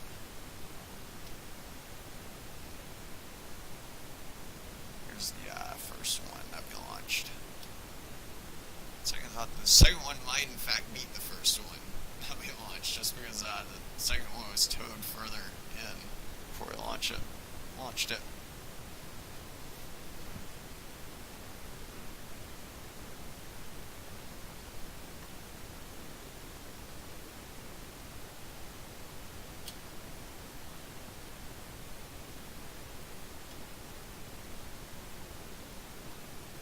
Oh yeah, this one is going to hit first. Second one we launch is going to hit first. So we should see that here in a second. Over there on that SAM site. This one's going to strike this SAM site. So the fire went out.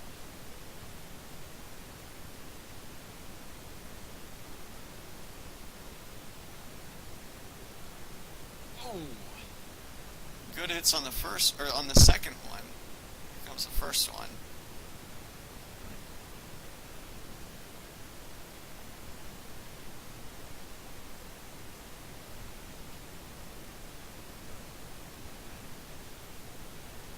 So it started its dive. It does appear to be going to the right location.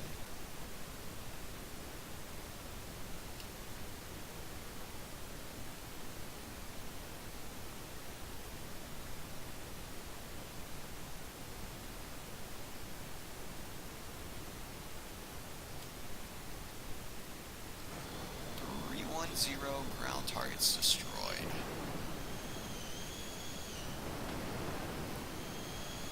Should be cruising a little bit faster now too.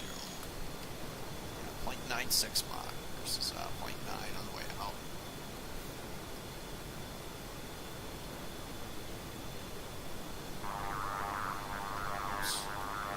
That on, and we can also turn off our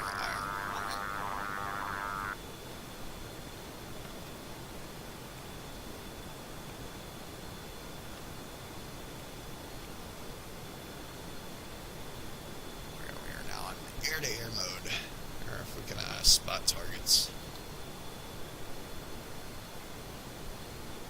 Or if we're going to have our radar on, might as well make it on something useful.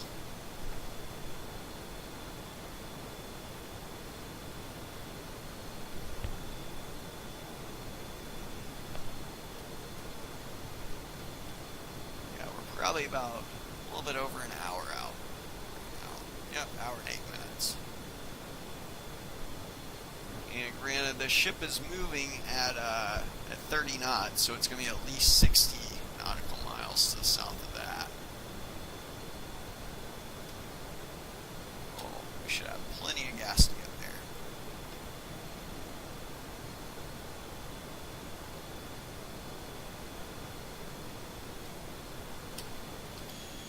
Melon's looking really good out there on the wing.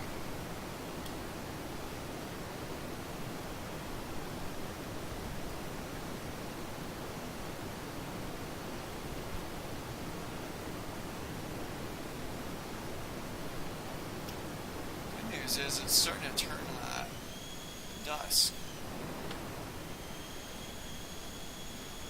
It's slowly getting there.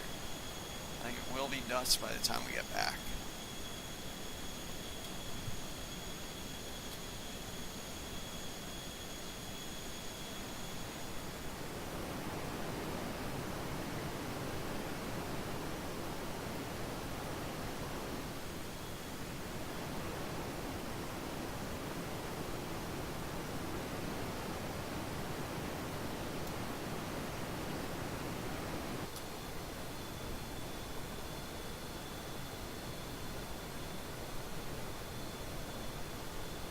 Yeah, that's looking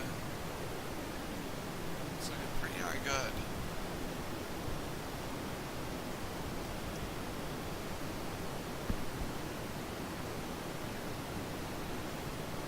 I'll be right back in just a second. I'm going to use the head real quick.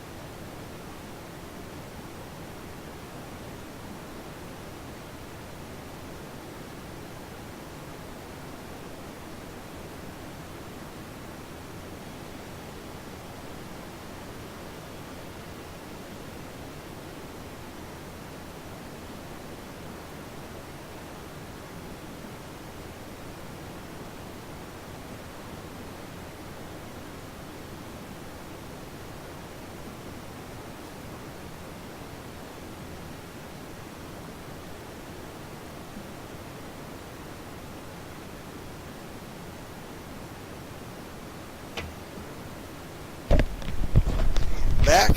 Thankfully, have not been shot down.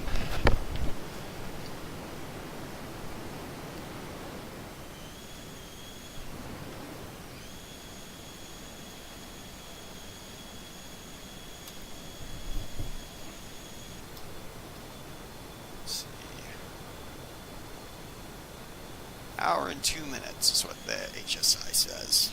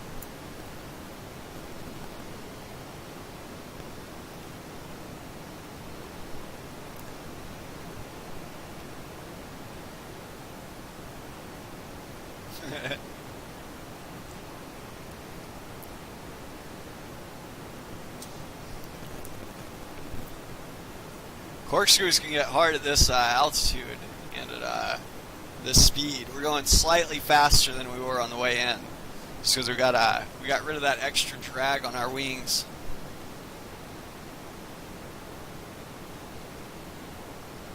All those bombs on our wings. This jet really handles more like a bomber than it does a fighter when it's loaded out with weapons. Now, it's even true to some extent with the air-to-air loadouts. Like, a lot of people, it's counterintuitive, but you would think if I'm going for an air-to-air load or something I can dominate the skies with, you would think you would want as many missiles as possible. Whereas in my experience, it's actually the contrary. Like, you want just enough to survive, so to speak. Because a lot of times you're going to end up using the gun anyways. But, well, depending on how comfortable you are with it. If you've used the gun a lot of times, then it won't, I don't know, you tend to default to that after you get comfortable enough with it. But the idea is you want to be as lightweight and as slick as possible, so that way you're getting you're able to outmaneuver your opponent.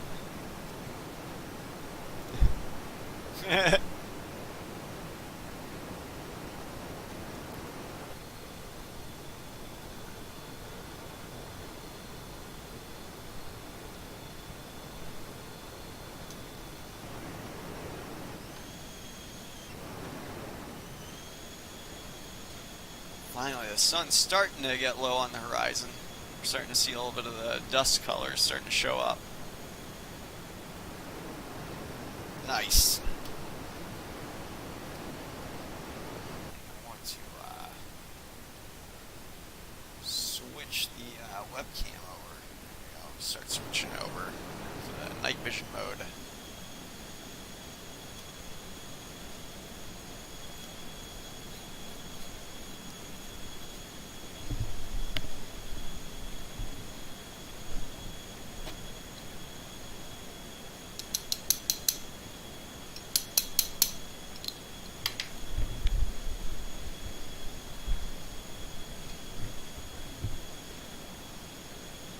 Ooh, 30%. Yeah, yeah, feel free to do so. That's one of the big things we got to worry about on these long-range strikes is fuel consumption. I'm down to 14,000 pounds myself. If you do it by the book, the combat radius of the Hornet is only about like 300 or so nautical miles. It's not all that far, but obviously we can extend that with these extra tanks. And we've definitely done further strikes than that without the 2 extra tanks. We usually almost always fly with that center line tank though, even if we're not going too far.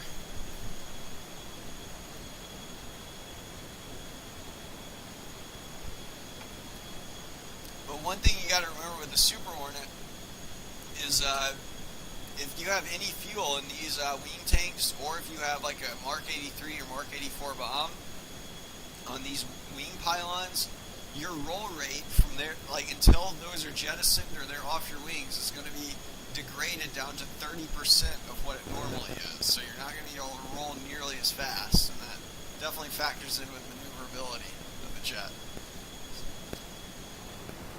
The jet still rolls pretty quick with them, but it's not nearly as much as it would be without anything on the wings.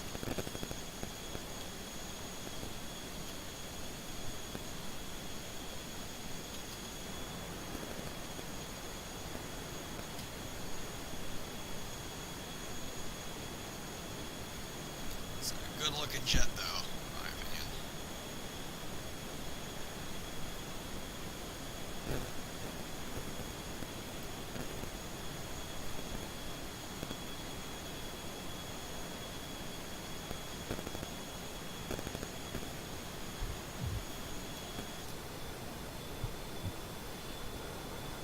We are doing a 0.97 Mach though, which is pretty good. We are under an hour out from at least being over waypoint 0. So it's probably about an hour till a ship, or about an hour till commencing or so. By the time we get there though, the ship will be 90 miles south of waypoint 0. Actually no, because we waited an hour before even, so yeah, probably about 120 miles south of it. So yeah, we're looking at about at least another hour and 15 before we're on the ship, I think.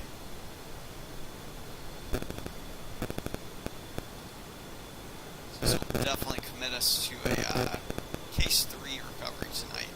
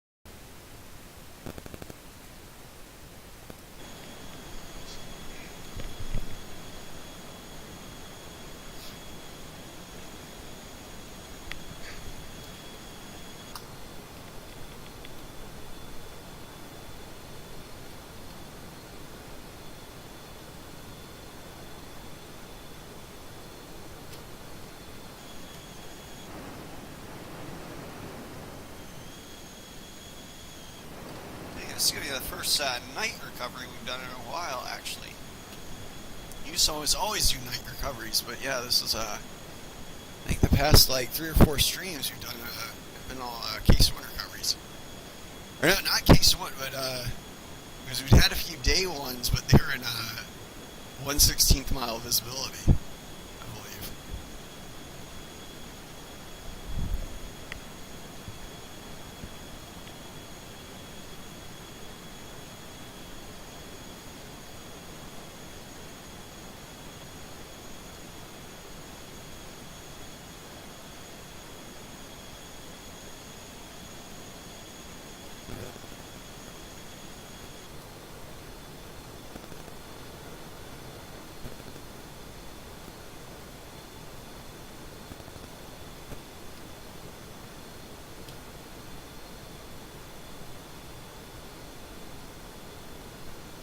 Yeah, we definitely have enough to get back. 7,000 pounds when we get our waypoint 0. 7,000. I only burn about 2,000 more getting to the ship, I'm thinking. I estimated ball call of about 4 or 5.0. That's going to be my guess. Ah, nice. You got your gas? Hopefully it will take you another 500 miles. Or shoot, though. But yeah, like I said, Melon, once you get to the ship, it's not going to show up for you. So that's something to keep in mind. Like, you would have to have tac pack in order to land on the ship or for it to show up. So that's the border of Ghana right there that we're about to come up on.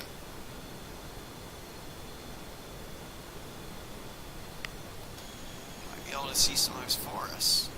Oh, we're still over mostly deserty areas.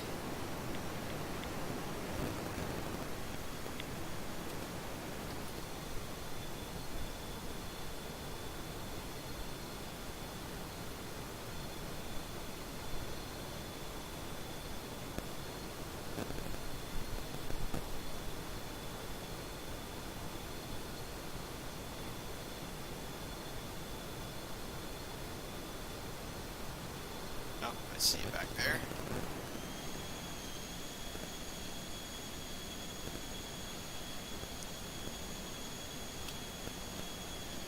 I'm going to turn on my formation lights. I don't know if those will... I don't know what they'll show up as on a Learjet.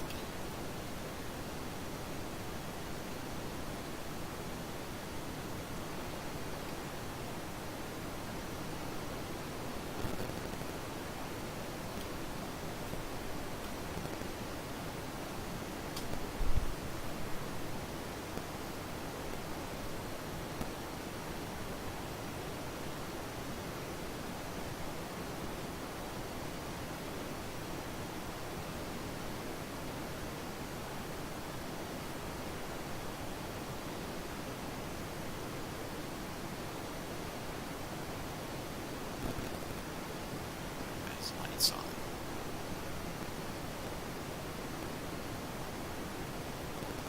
I got you joining, don't I?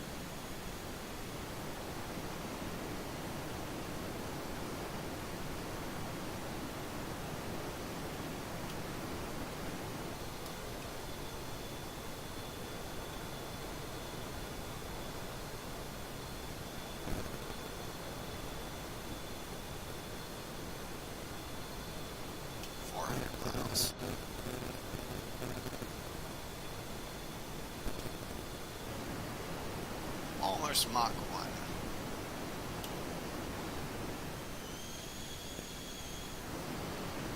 It's probably weird for Melon right there. Trying to keep up with a Learjet going almost Mach 1.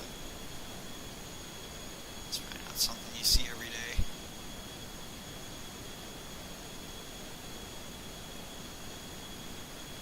I got you in that Charlie Hornet.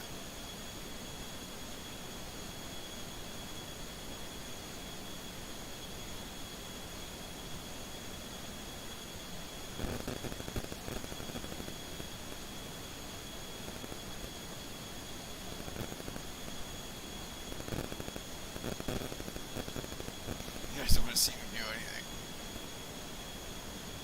Oh shoot, man! You're giving a good enough show as it is.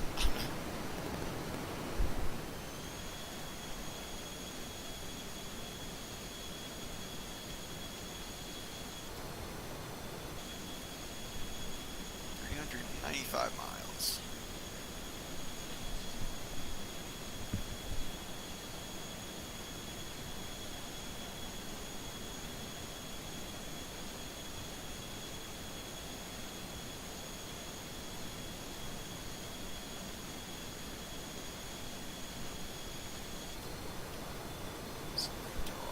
Lights on as well.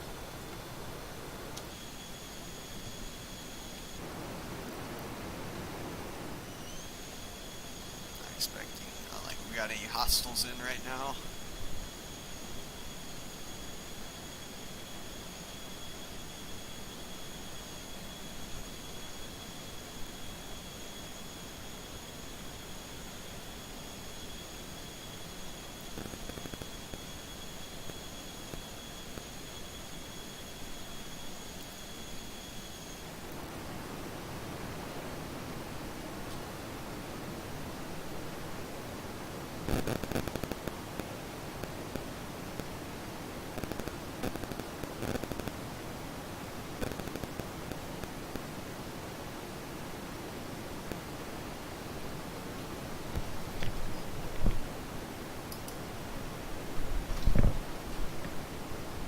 So we go darken ship.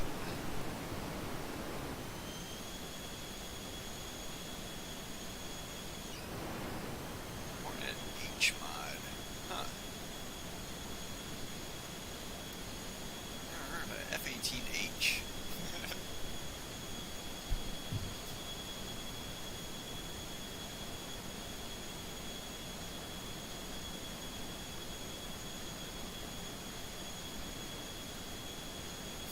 That looked pretty cool.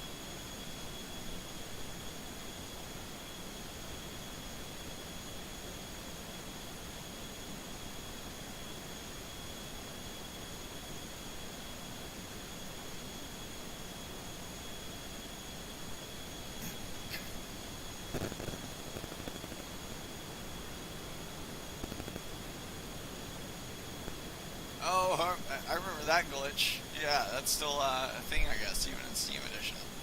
If one Blue Angel jet comes in, it makes all the other default ones Blue Angel jets. And I know that's probably not a Blue Angels jet you just came in, but yeah, it's because it was substituted as one for me. I think it does that still sometimes.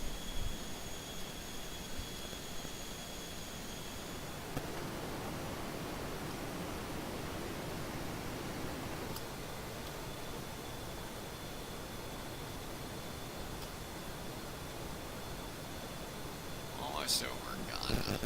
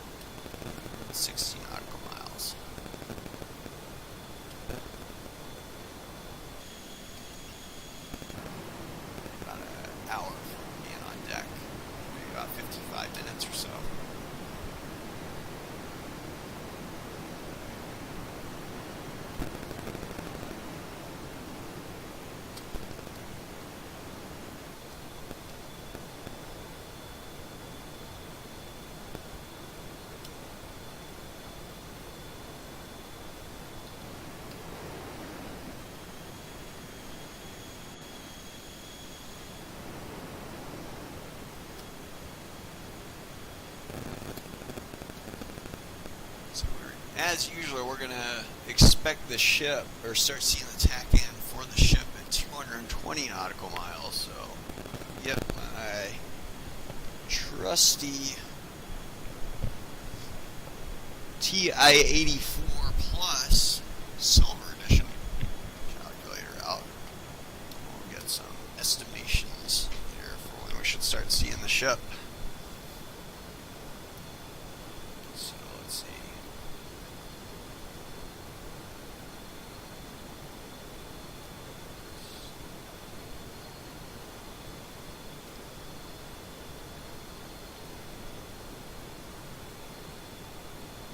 So by the time we get there, it's going to be 3 hours south of where we last saw it.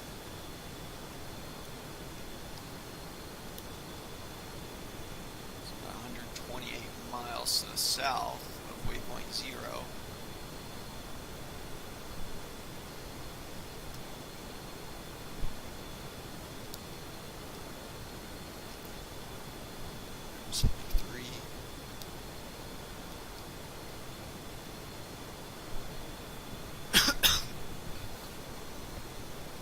Should start seeing the ship tack in.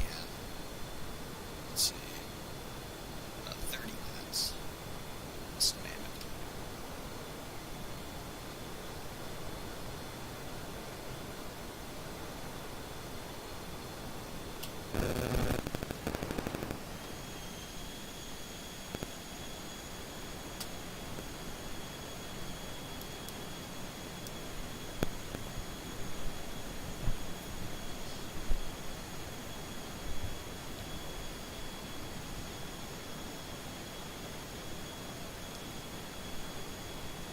Yeah, it would not work with AI carrier. Like AI carriers, it has a single waypoint where you would spawn it in, obviously, where the ship's facing north. And but the tac pack carriers are continuously moving and facing a different direction. But they get synchronized for anyone who has tac pack. So yeah, unfortunately, it's not on a waypoint or anything like that. It's just kind of moving out in the ocean as its own sim object. Kind of the same way as the tanker. We have a tanker up, which is about like 400 miles in front of us, but it's I'm not sure what that would show up for you as. But it's another Hornet, you know, on my computer, you know, when I get close to it. But it's yeah, I know you wouldn't be able to get gas from it or anything like that without tac pack.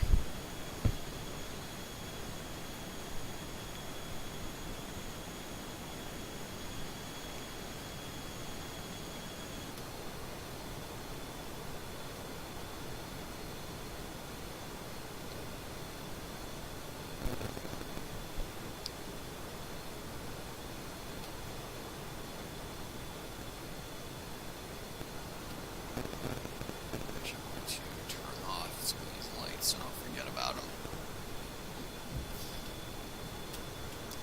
Halfway on the front lights.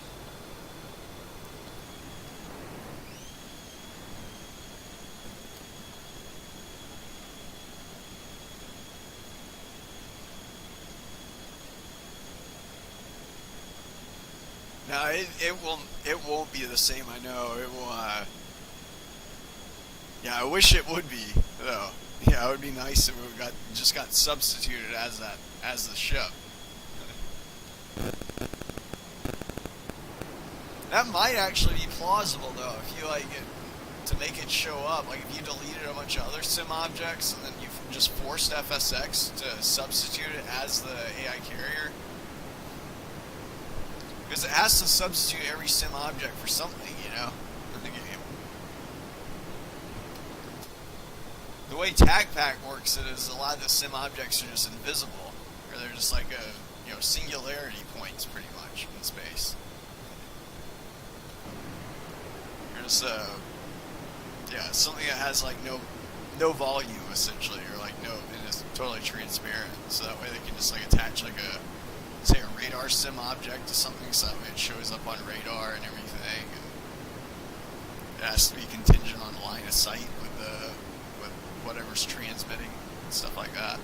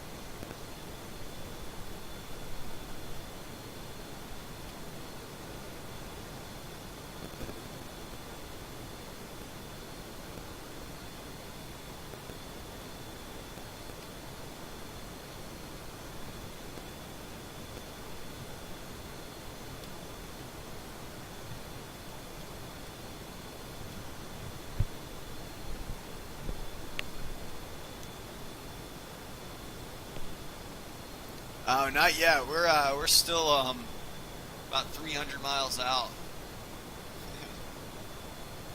But I'm going to be doing a case 3 recovery CV1 approach, probably commencing from about 20 miles. So it's the kind of approach that I'm doing. It's definitely not standard, or like it's not what you would ever see a airline do or anything like that. We're pretty much going to get right on top of the ship and descend really rapidly. We'll probably actually be descending from about 30 miles out or so.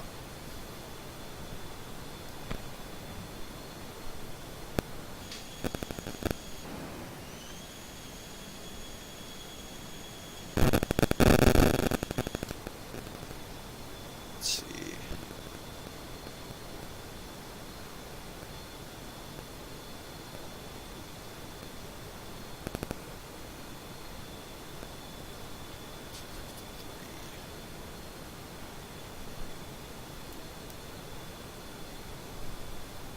Yeah, we're still a pretty good ways out, too.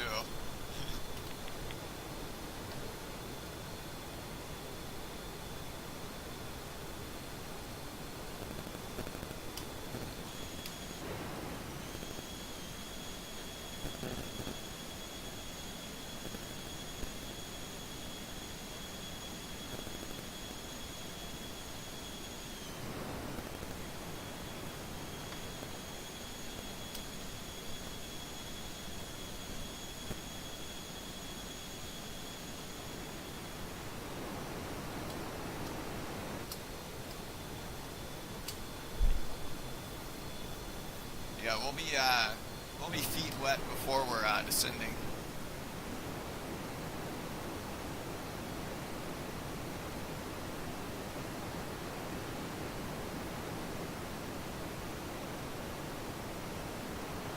Slowly making our way there.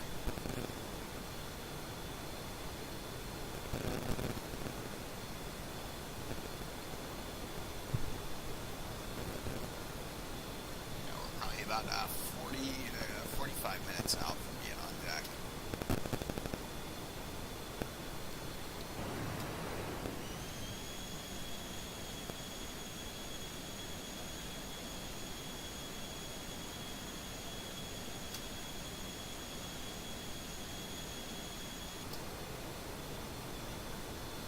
Donut coming up. Oh, fix the glitch though. The jet, you're showing up as a gray jet again.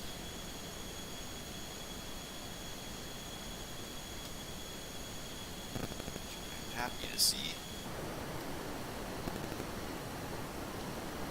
And we're gonna go totally darkened ship. Looks like it's getting about that time.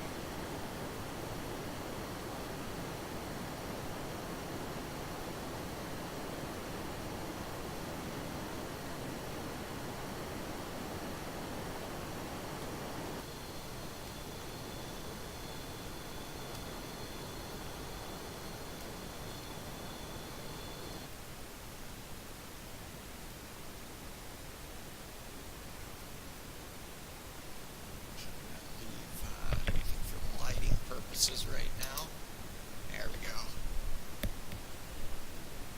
A little bit better visualization.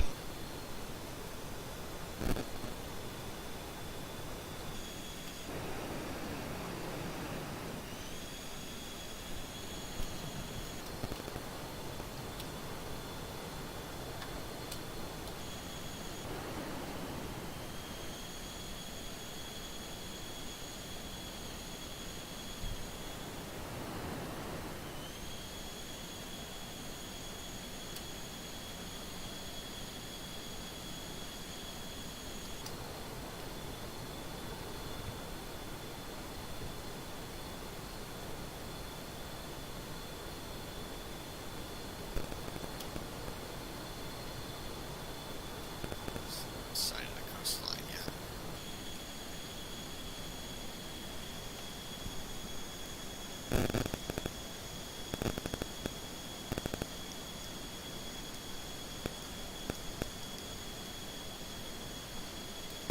So I'm expecting to start seeing the ship around when this does 90 miles on it.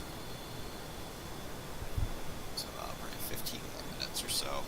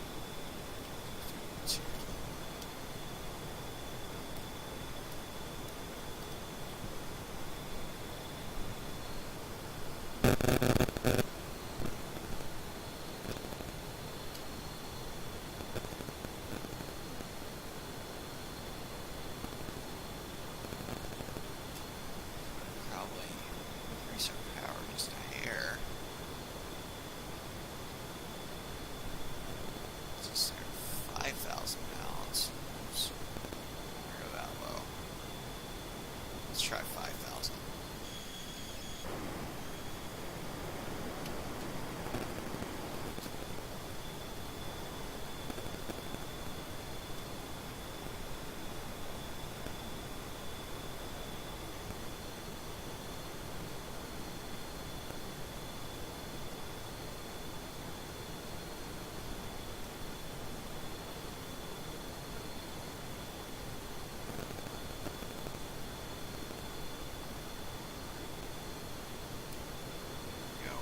Officially supersonic. A little bit of supersonic in there every flight.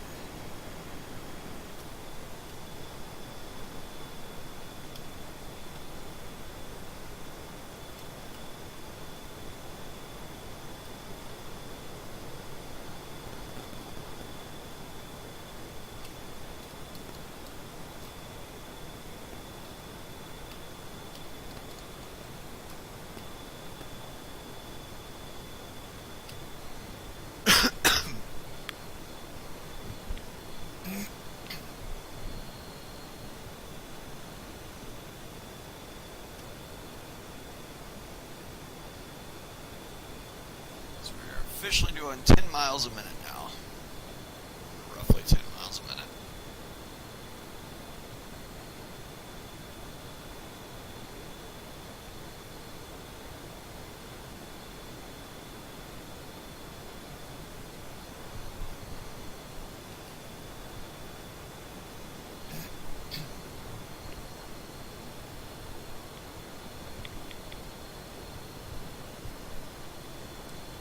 Donut right over there. So now I go to the view again. Look at him. Yeah, that's steady as heck.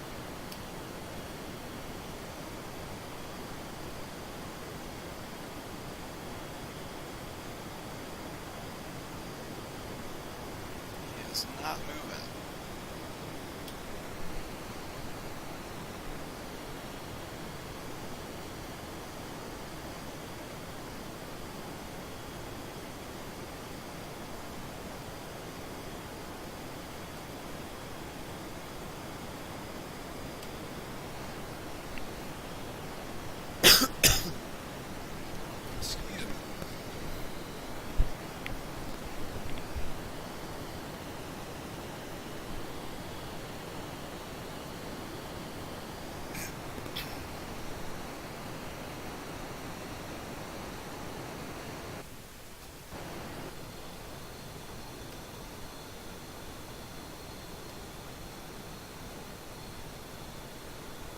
Should be about 10 more minutes, so we see the ship's tacking in a little less than, or a little more than 10 minutes.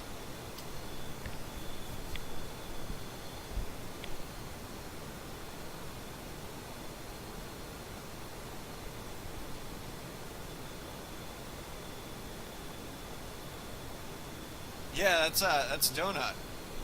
And the third jet.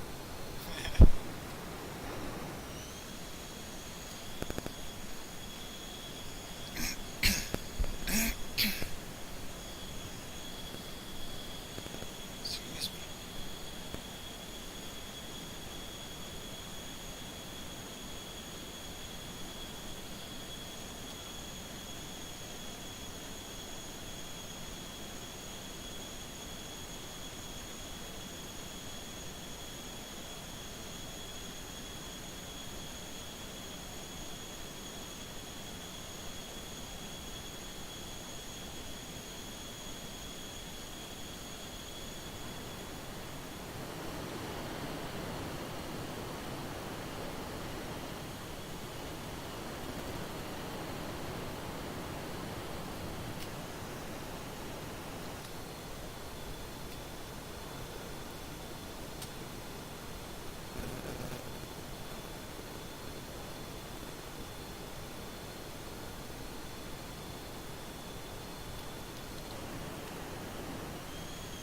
Get there even quicker though if I got rid of these tanks, but I'm trying to keep them tonight.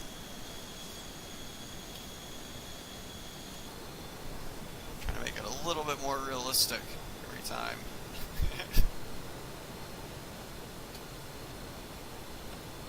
We should actually start keeping track of that. Like, have like have some sort of a fuel tank counter or a weapons counter, like a stores counter, and like tells us how many we can use per week, or like have like an allocation per week.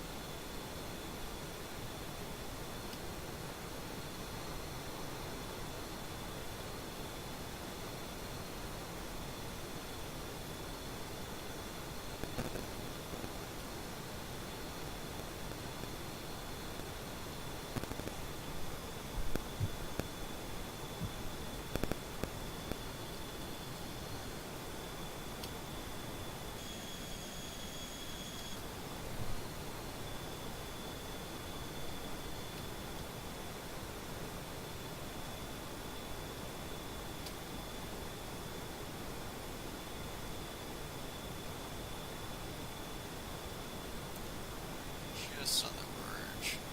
Starting to see the first waypoint. It's right here. So the ship's probably about right about here.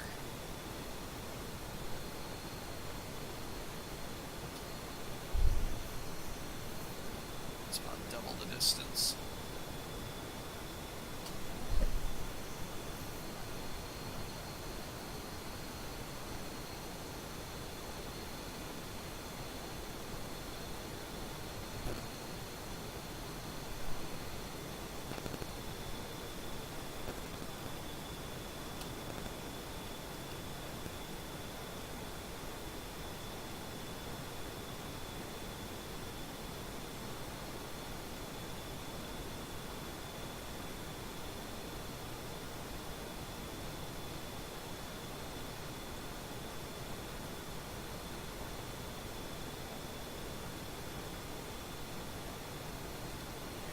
On the HSI. We're going to be going past that and looking for our ship. Should be less than 10 minutes though from seeing our ship. On our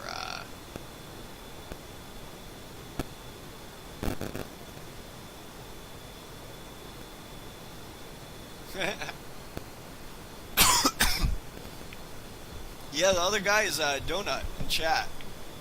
Also.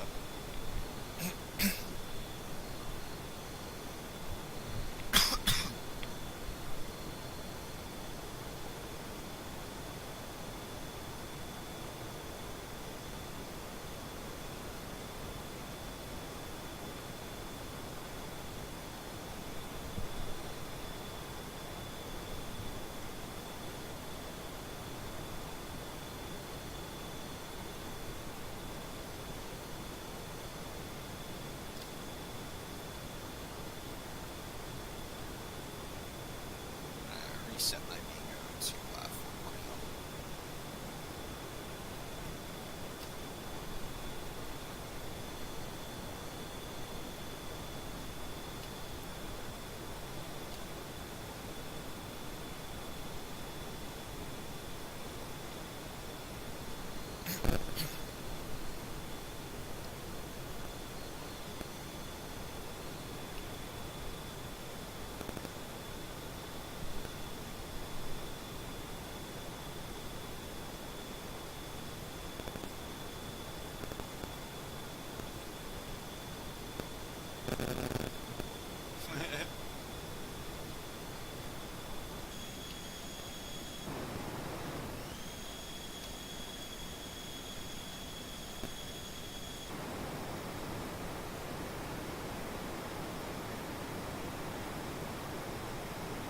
Nice formation back there.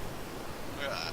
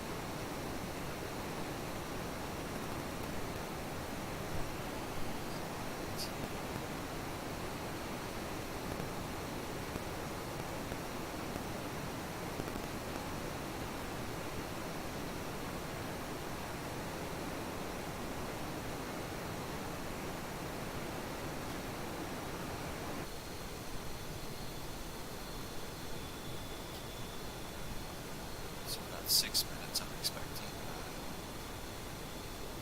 expecting to see the tack in. Probably actually gonna be a little bit more than that.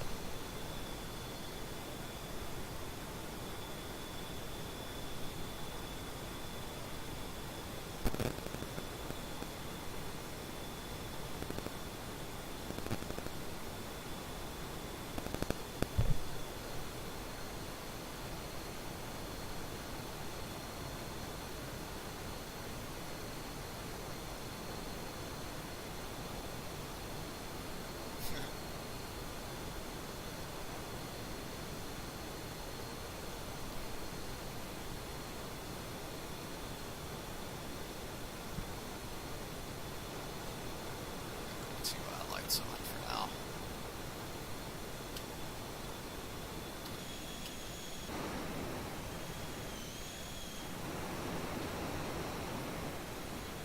See it too well, but it should be somewhat foresty underneath us. You can kind of see it in this view.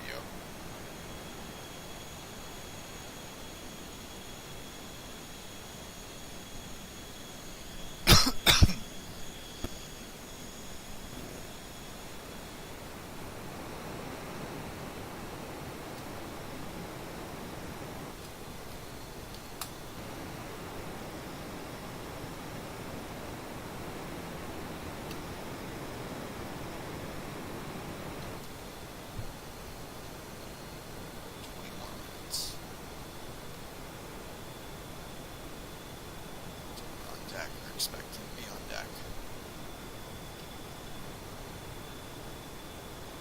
Oh, hey, look at that. Tack in. I'll take that. Shall go that way.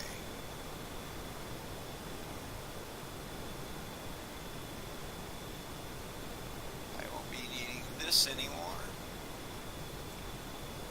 And put our HSI up on here.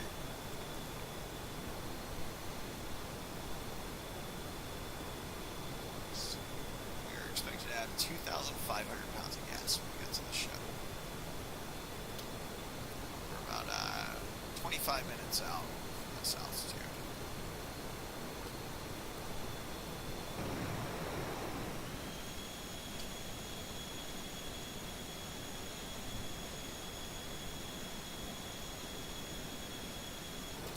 This altitude and speed at least. Should already be on an expected final bearing.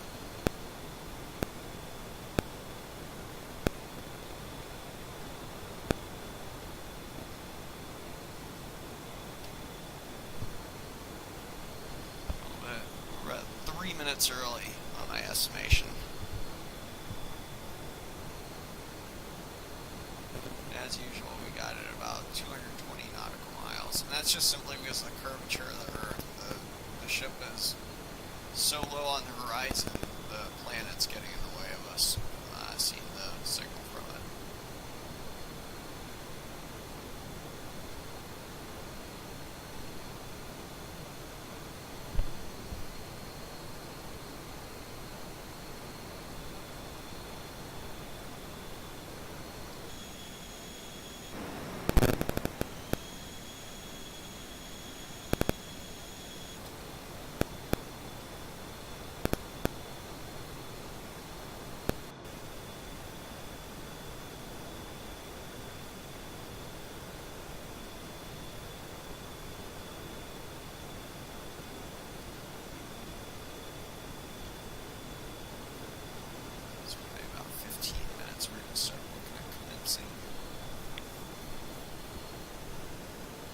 More like 17 minutes. Go ahead and start the timer on that.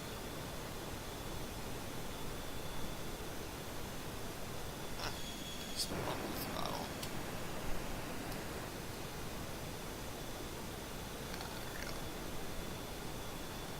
There we go. Gas. Showing 500 for a second there.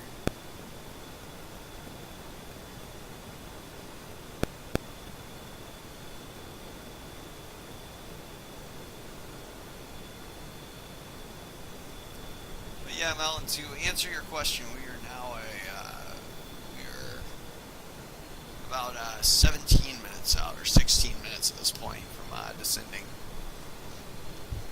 or starting the descent.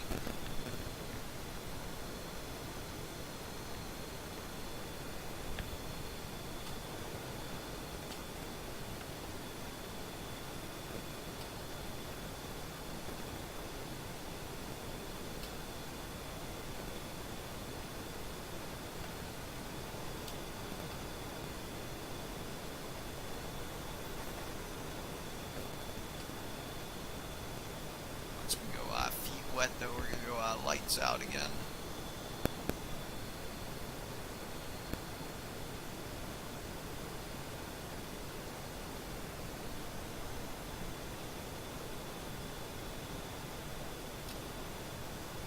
Really, once we're within about 100 miles, which will be about 10 minutes out.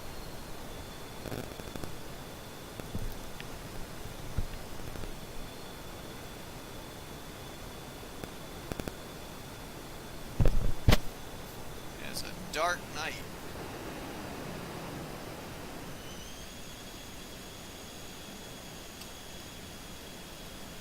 The contrails back there certainly helps spotting the jets, but yeah, blue jets really don't show up too well.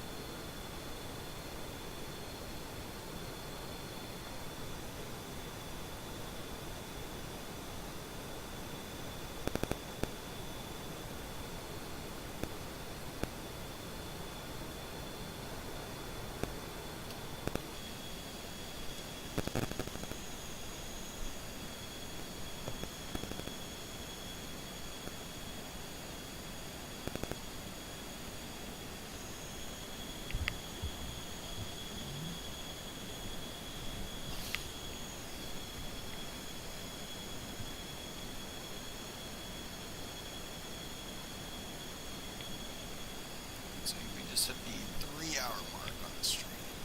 Looks like this will be the longest stream, but they're definitely long ones. The late night, Wednesday night, no, Thursday morning streams. So we try to strike something that's over 100 nautical, or over 500 nautical miles. It's a nice strike. It's about 700. Now it's going to be about 800 just getting back to the ship because it's actually traveling away from the target at 30 nautical miles per hour.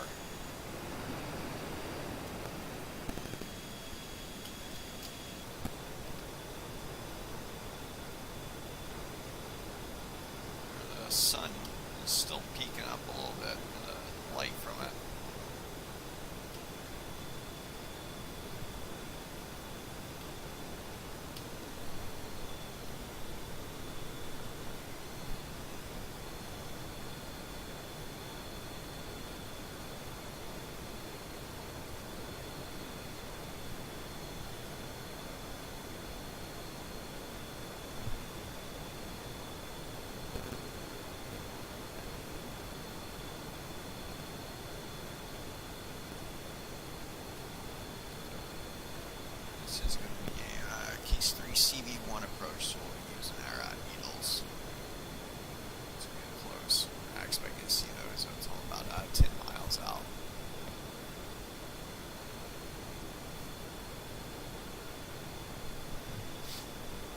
Now, if we were a commercial jet, this is about the time frame we would start descending right now, is about 150 miles or so.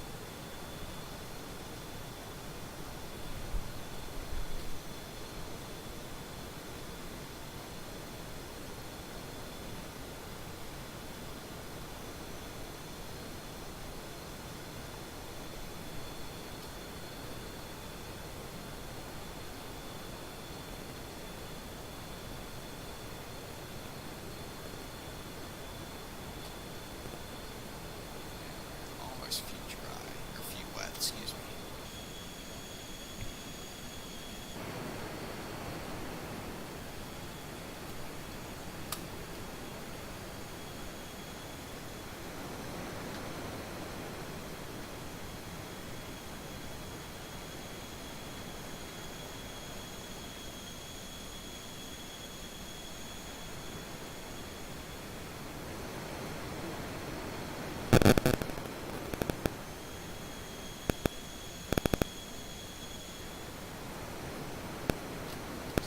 Coastline looks like up on it.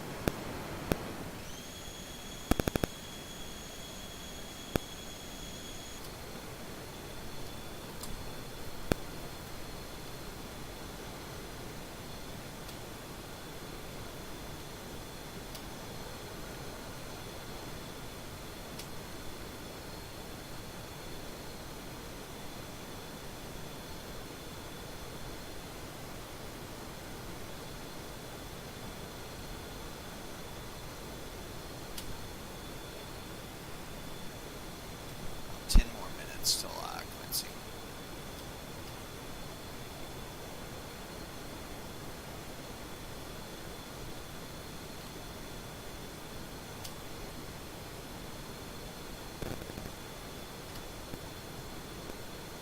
Almost home.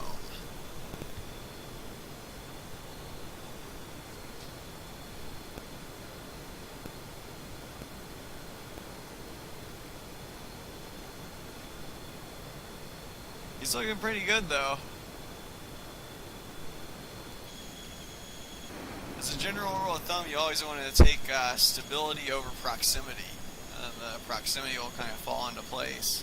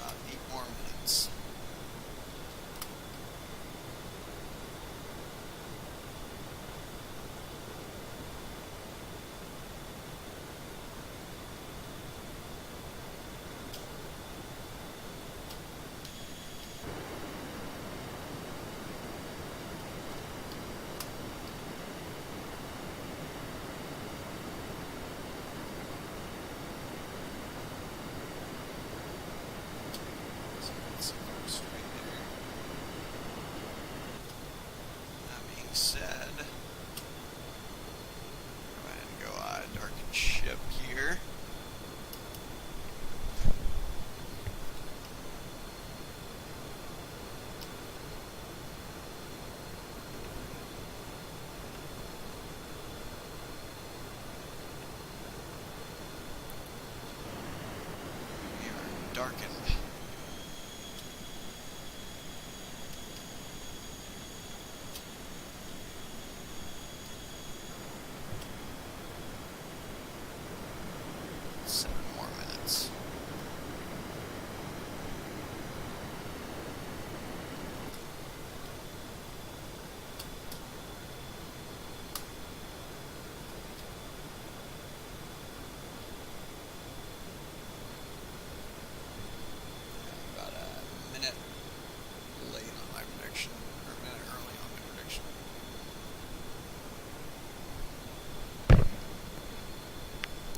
Not cut it in Navy.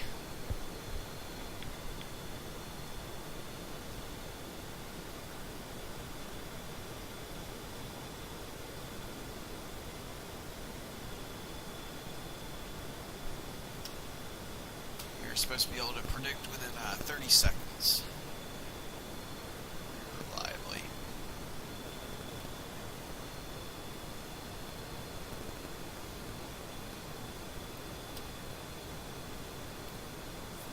Should be about 10 minutes out from the ship, or 7 minutes out from the actual commencement.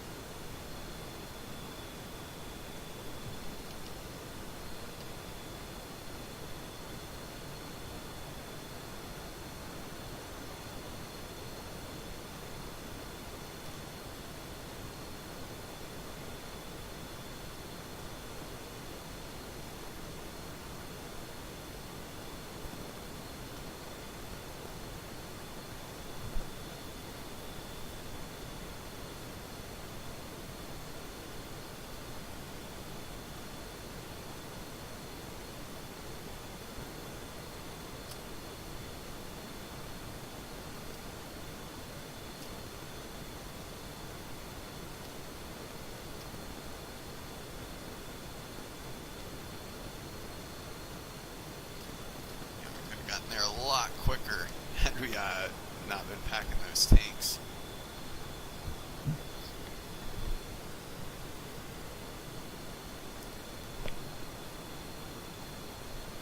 Not sure what we should bomb tomorrow, though. If anyone's got any ideas for what country they'd like to see bombed,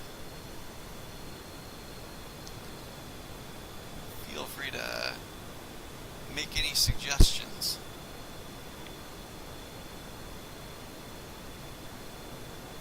Figure bombing Timbuktu and Mali would be kind of humorous. We're always using that expression.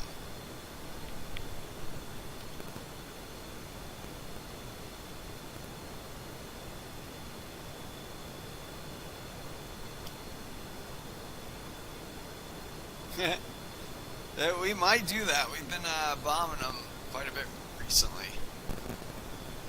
They're always a fun target. Thing is, with tomorrow's stream, we won't be able to see much of the ground just because it's tomorrow's stream. Usually the Thursday streams are IMC conditions, so it's like 1/16th mile visibility, or I think at best we'll have it at like 1/4 mile sometimes, but in the past we've been doing 1/16th. They're as hard as we can make it.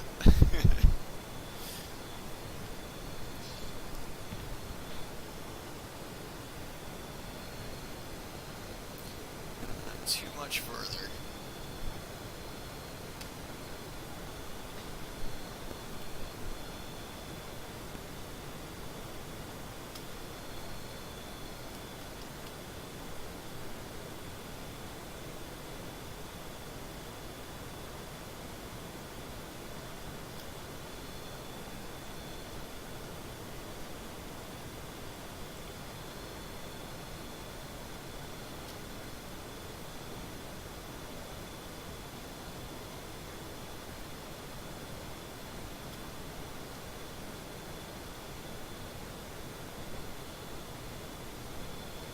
Should be about 7 minutes from being over the ship.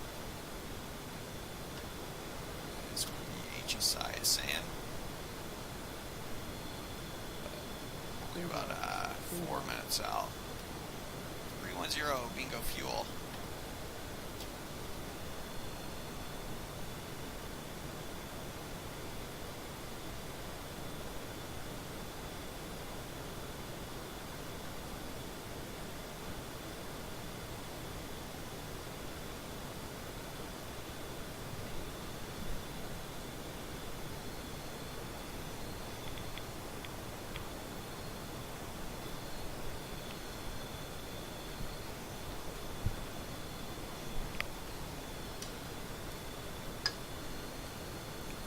off my beverage. We're getting ready to trap. 3 minutes out from commencing.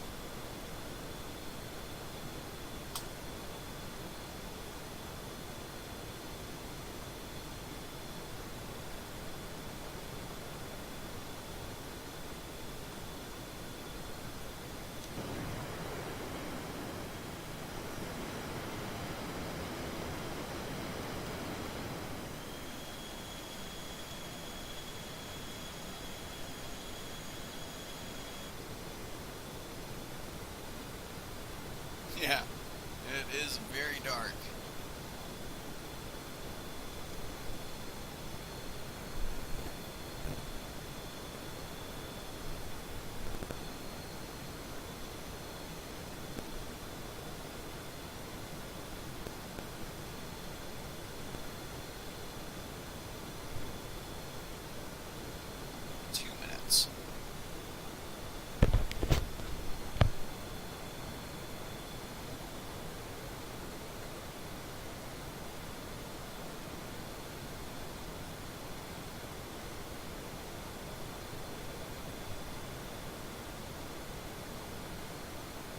In real life, sometimes it'll actually commence from all the way back here. I'm just gonna plop it down right on top.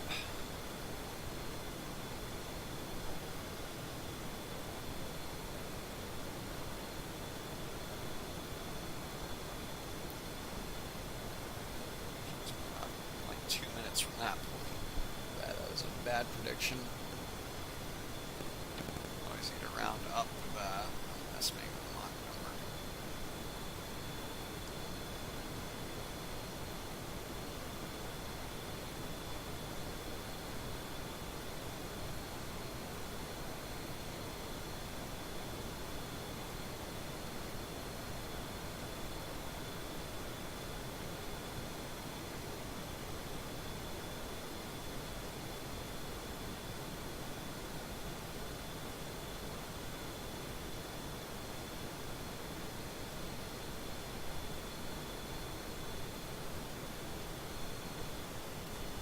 Flying with 2.8 alpha though. It's certainly be lightweight enough. All we're gonna get is one attempt. If we miss that though, we're gonna have to go up and tank. Grab some extra gas. We'll only have gas for one attempt.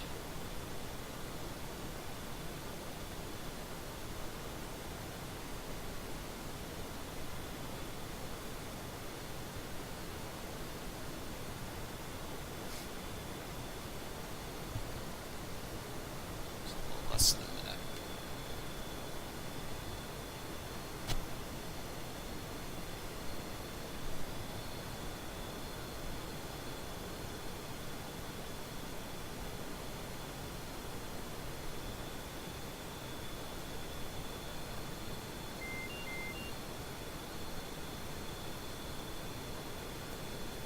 Master caution.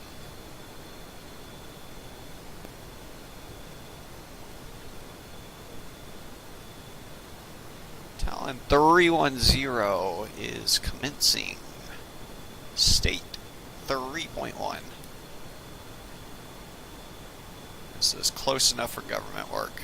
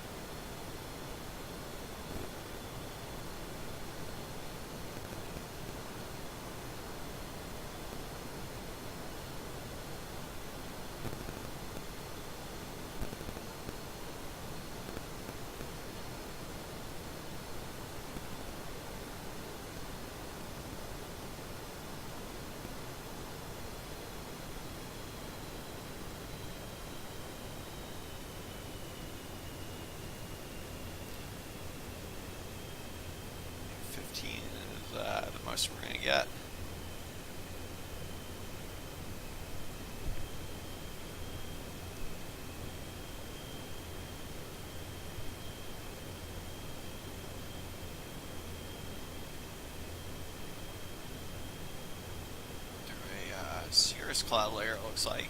A little bit of turbulence.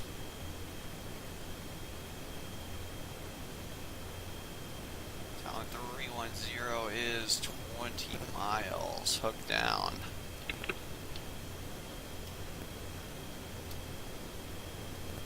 Looks like it's down. Yep.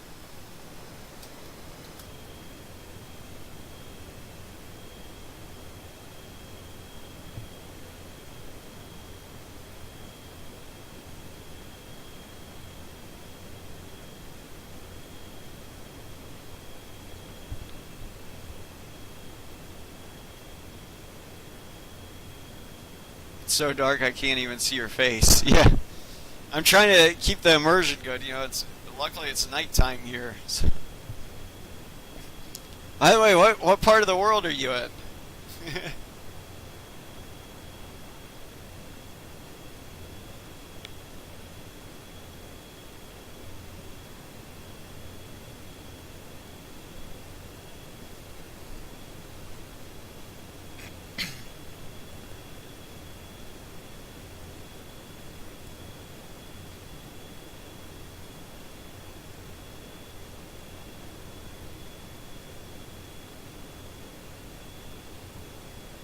Talon 310 platform 2.9.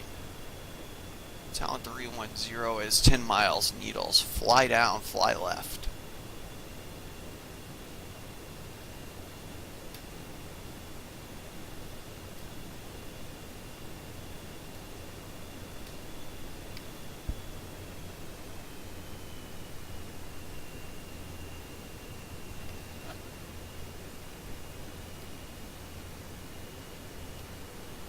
There's 1200. Whoops. Overshot that by a few feet there. I still need to come left for line up. There's 250. 310 is 6 miles down and dirty.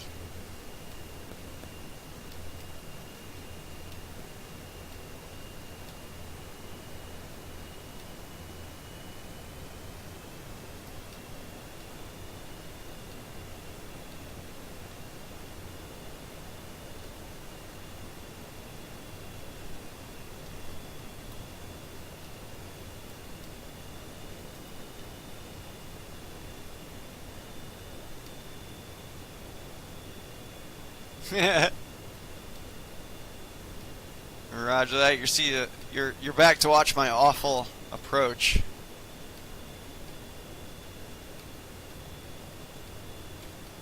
About where I want to be for line up.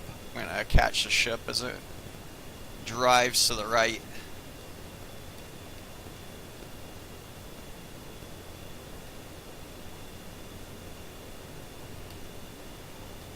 Expecting a glide slope intercept at about 3 miles, 2.7 miles.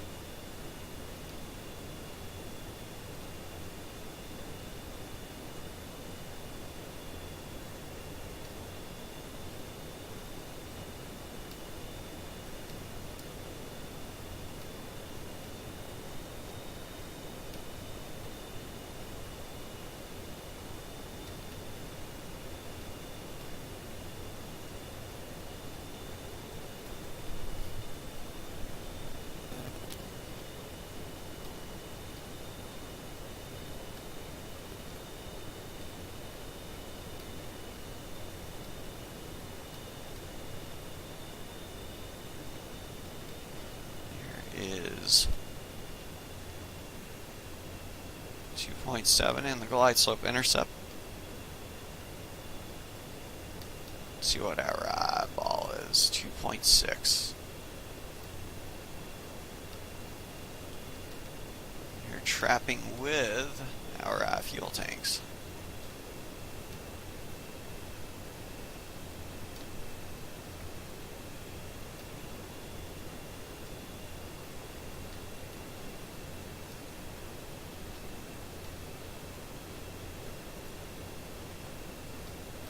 A little right for lineup.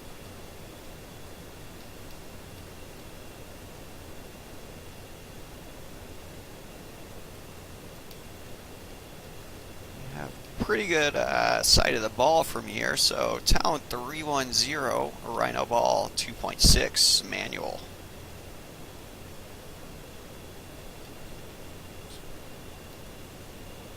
A little bit of power.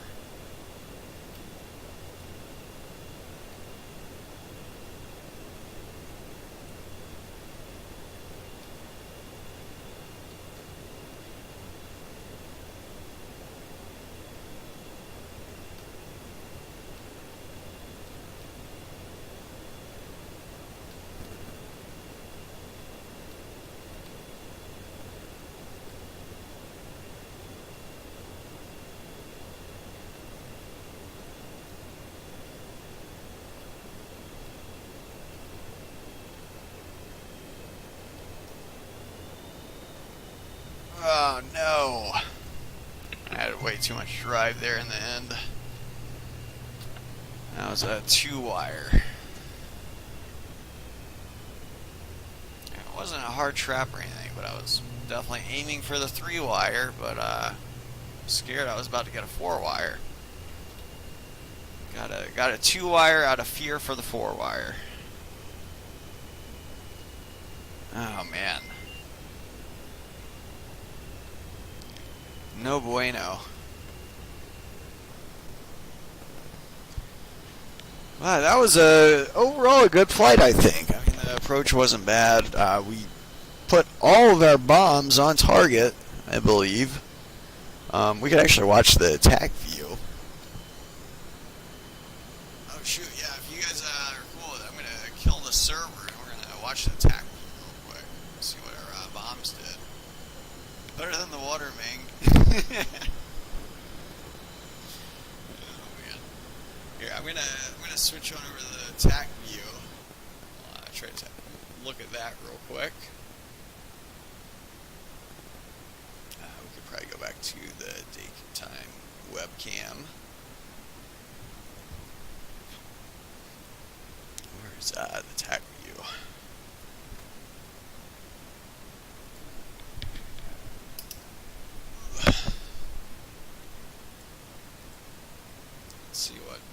See what we did right and see what we did wrong.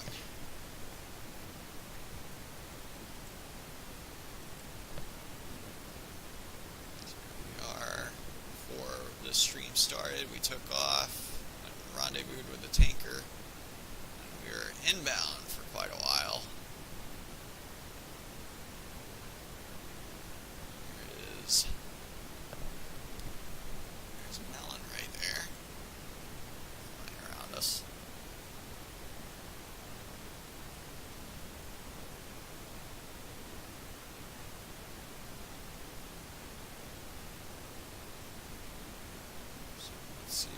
Alright, yeah, that's when someone got spooked.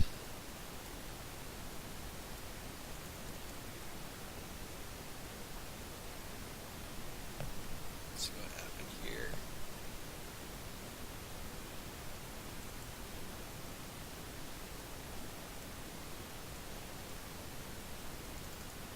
There we go.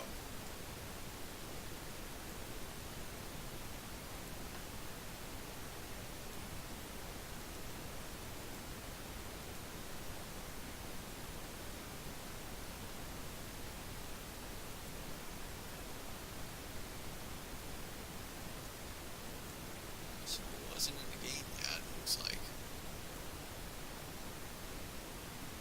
Circling around for something. Oh, there he is, okay.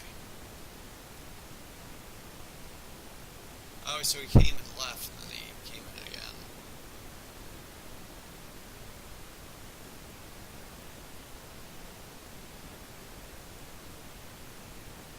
So they're pointing his nose at me right there, but I don't think this was an attack back to aircraft or anything.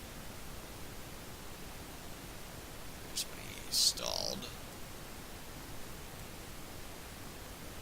Did a fairly good job keeping a pretty good circle right there. For energy management, it looks like. We're investigating them, but we broke off. Back inbound. Let's see here. This is our first harm, it looks like.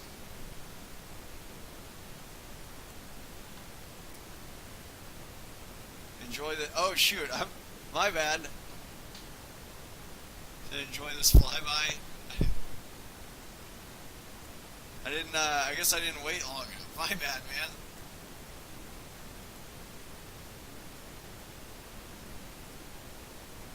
That was a first weapon.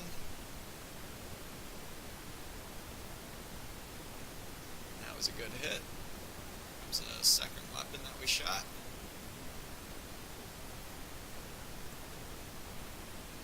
That appears like it's going to be a good hit as well, which it was. We're going to take a look at these two weapons that we released here. These are the glider bombs. Wait a second. What's that? We saw... Oh, okay. Melon apparently spawned in at this airport, and then when it spawned him back in, that's where those two lines are from.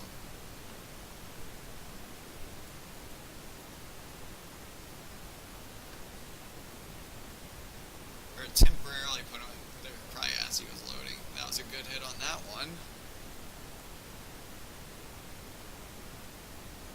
Take a look here, this one.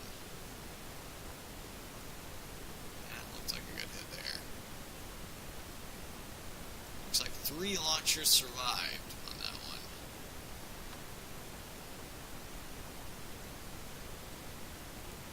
So these bombs aren't quite as powerful as I'd like them to be, but it looks like on the other SAM site only 1 launcher survived. If I can see that correctly. Right there.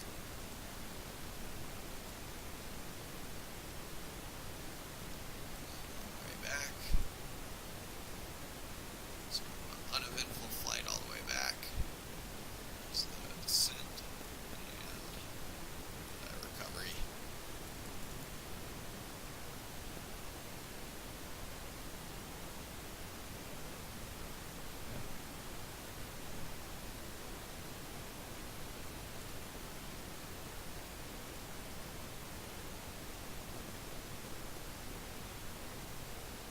There, 15 degrees nose down descent.